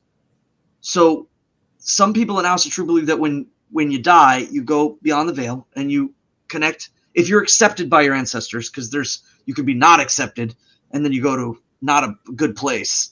But you got to really do some needling stuff to get there, some really nethering stuff. But if you get accepted, the idea is that perhaps parts of you are then drawn up into the root, into the tree within heaven, and the new souls are the dripping, or in the stories is the dew that drips from and falls into the well there. And that well, of course, is the access point of the heavenly and life and cosmos and ordered powers coming into the middle world. That dew that drops in the well, those new souls could be imbued with power from the old souls that were drawn up in that root. So there are some folks that see that and think that and believe that, and that's, I think, valid in its point. There seems to be maybe perhaps a condensing of it, the understanding that sometimes children come back and they know things, that there's a line or a connection somehow between where they were and now. And even though that might seem very, very far removed, because anybody that knows about genetics knows that it's not like father, mother, all the way, like it could be great uncles and, marriages, or somebody has a child and then dies and then they marry into another. There's connectivities that are huge and expansive across the line genetically for our folk. So you have these cases where these people come back through the bloodlines and they remember a lot about something. And I think it's worth noting that there have been several cases of this.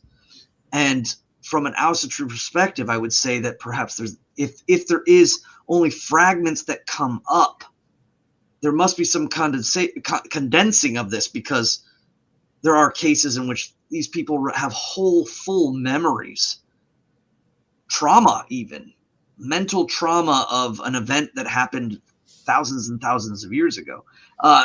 Some people, I don't know if you guys know what I'm referring to, but there's a specific case, one of the best cases that we have, of a woman in England who said that she was born in another land when she was a child.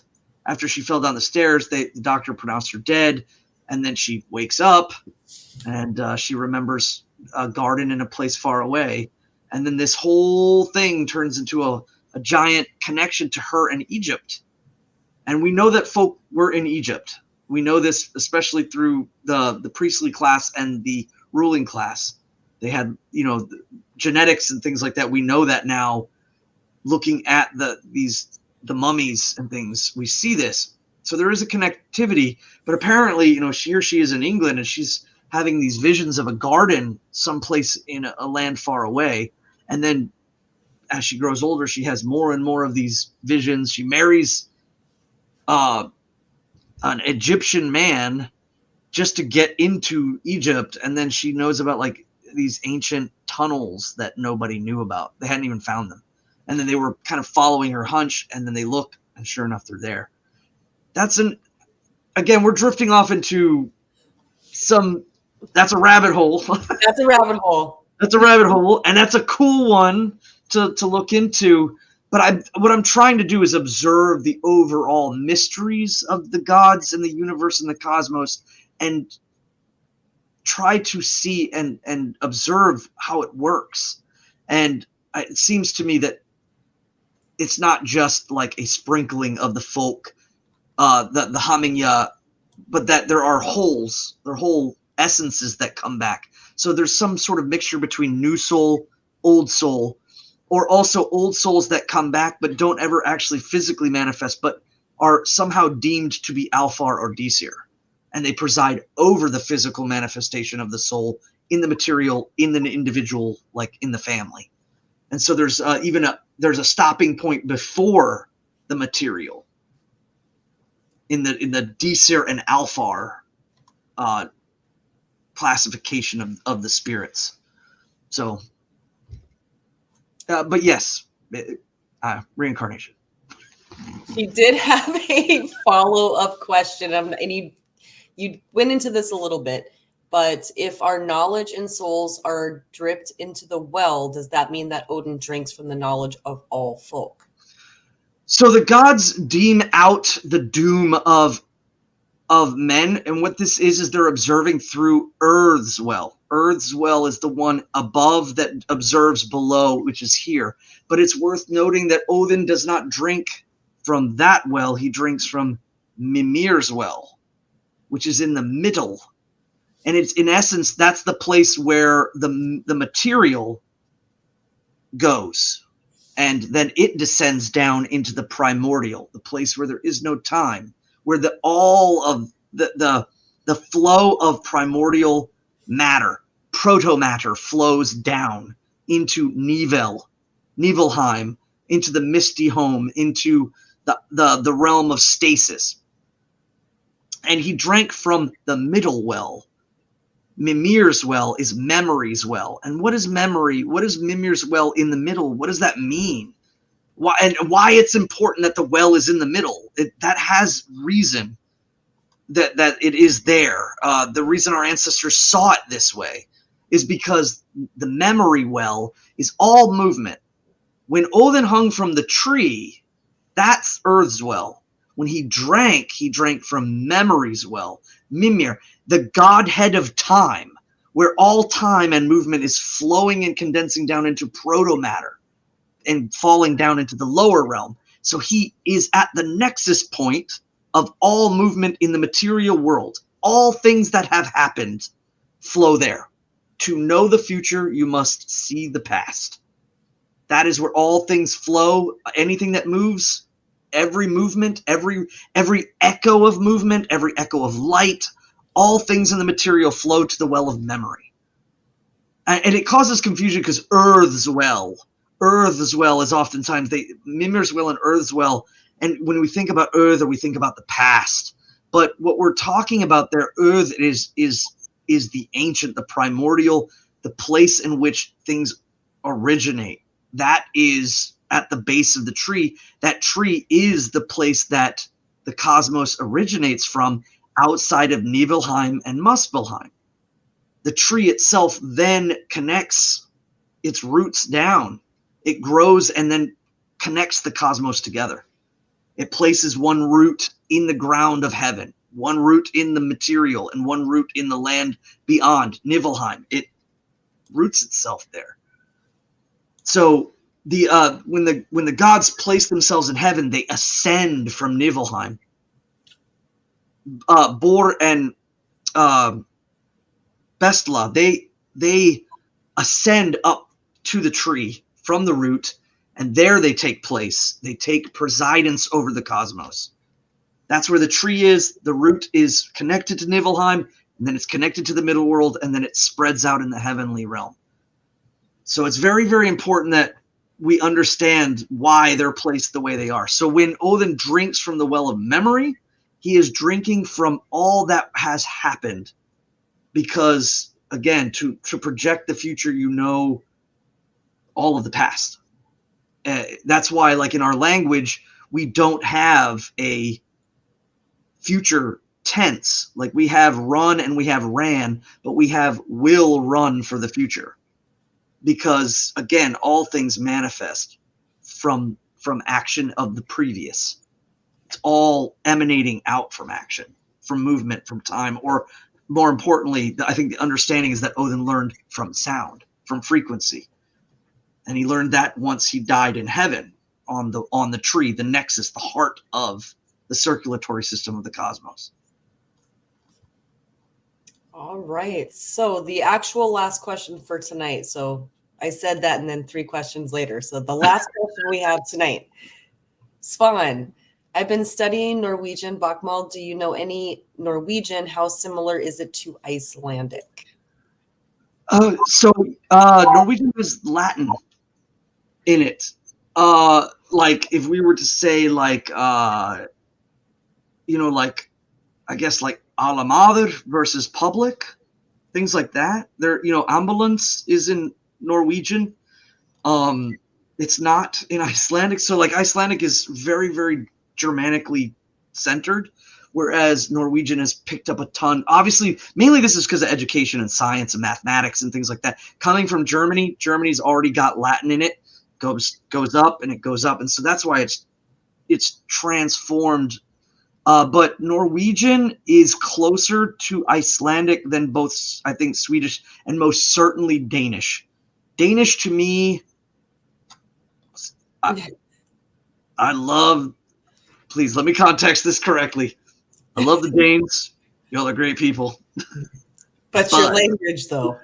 But your language is, and a lot of people might be like, screw you, Svan. But my niece, she moved to Denmark. She's a citizen of Denmark now, and she lives in Greenland now, mainly because it got bad in Denmark. It got bad for a nurse in Denmark, female nurse. So now she's she might be back. I don't know, but she was for a time living in Greenland. Anyways, the language, everyone knows it. I think even Danes know it. It's very hard for them. It's very hard to.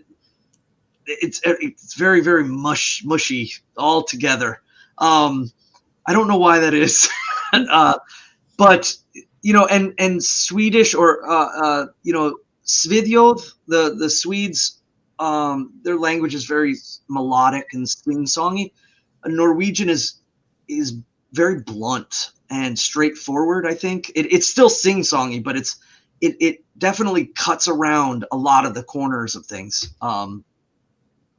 And so it seems like I would consider Icelandic to be like Shakespearean, like the equivalency of Shakespearean English in relation to Norwegian. And Faroese is like Icelandic, except grammatically it's different. They mix things up differently than the Icelanders do for context. So that adds even more confusion. But but Norwegian, I think, again, great. I would say it's a great language, especially because you could still get closer to, if you can speak Norwegian, then when you read the Old Norse, it's by no means like word for word, but it certainly will get you better into the ballpark of understanding certain words and certain meanings of words, because they still have remnants that exist in Norwegian that don't even exist in English.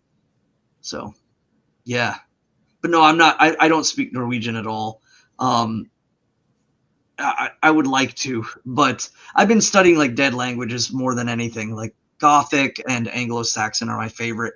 And I think the biggest hobby that I spend my time on is learning English, trying to remove Latin from English, to try to, not because of I hate Latin. I actually really enjoy it. It's just I want to learn some of the words that were lost in English that are no longer around. So, all right. Well, I think that wraps it up for tonight's fun. It's been a good time talking to you, Medium Show.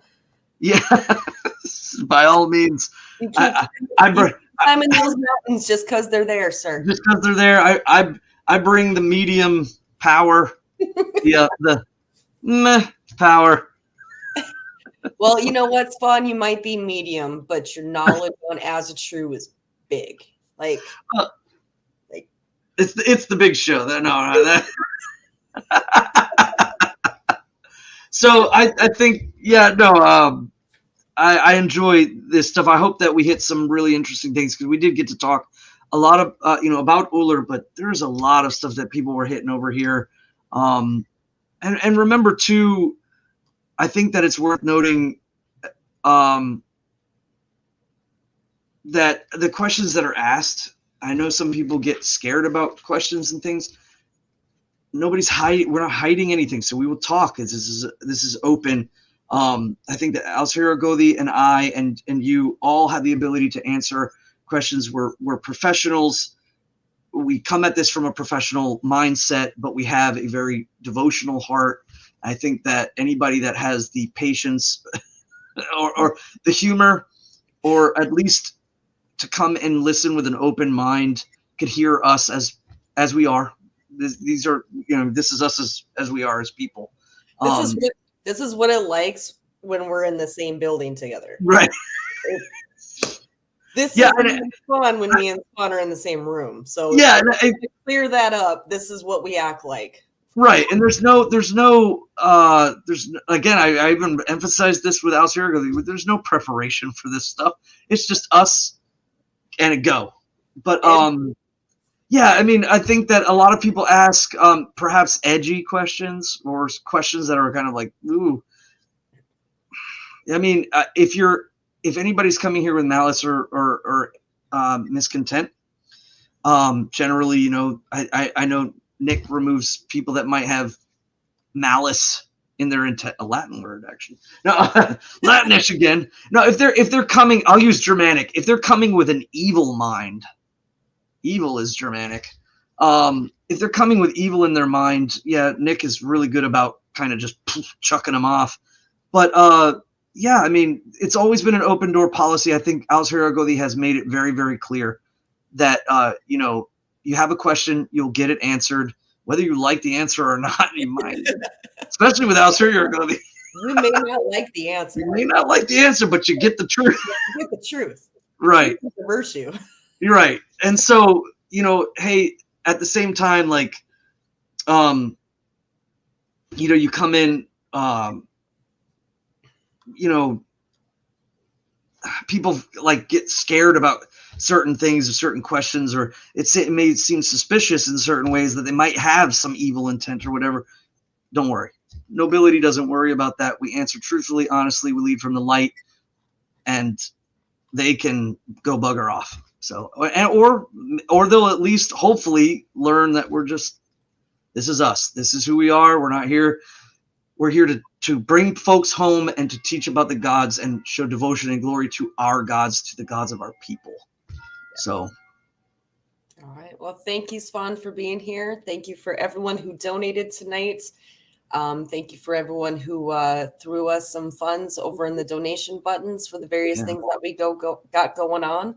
We want to wish everybody down in Thorshof a happy Ostara, safe travels to everyone to and from that event. We will be back on next week, Wednesday, same time, same place. And until then, victory never sleeps. Hail the gods, hail the folk, hail the AFA. Good night, everybody.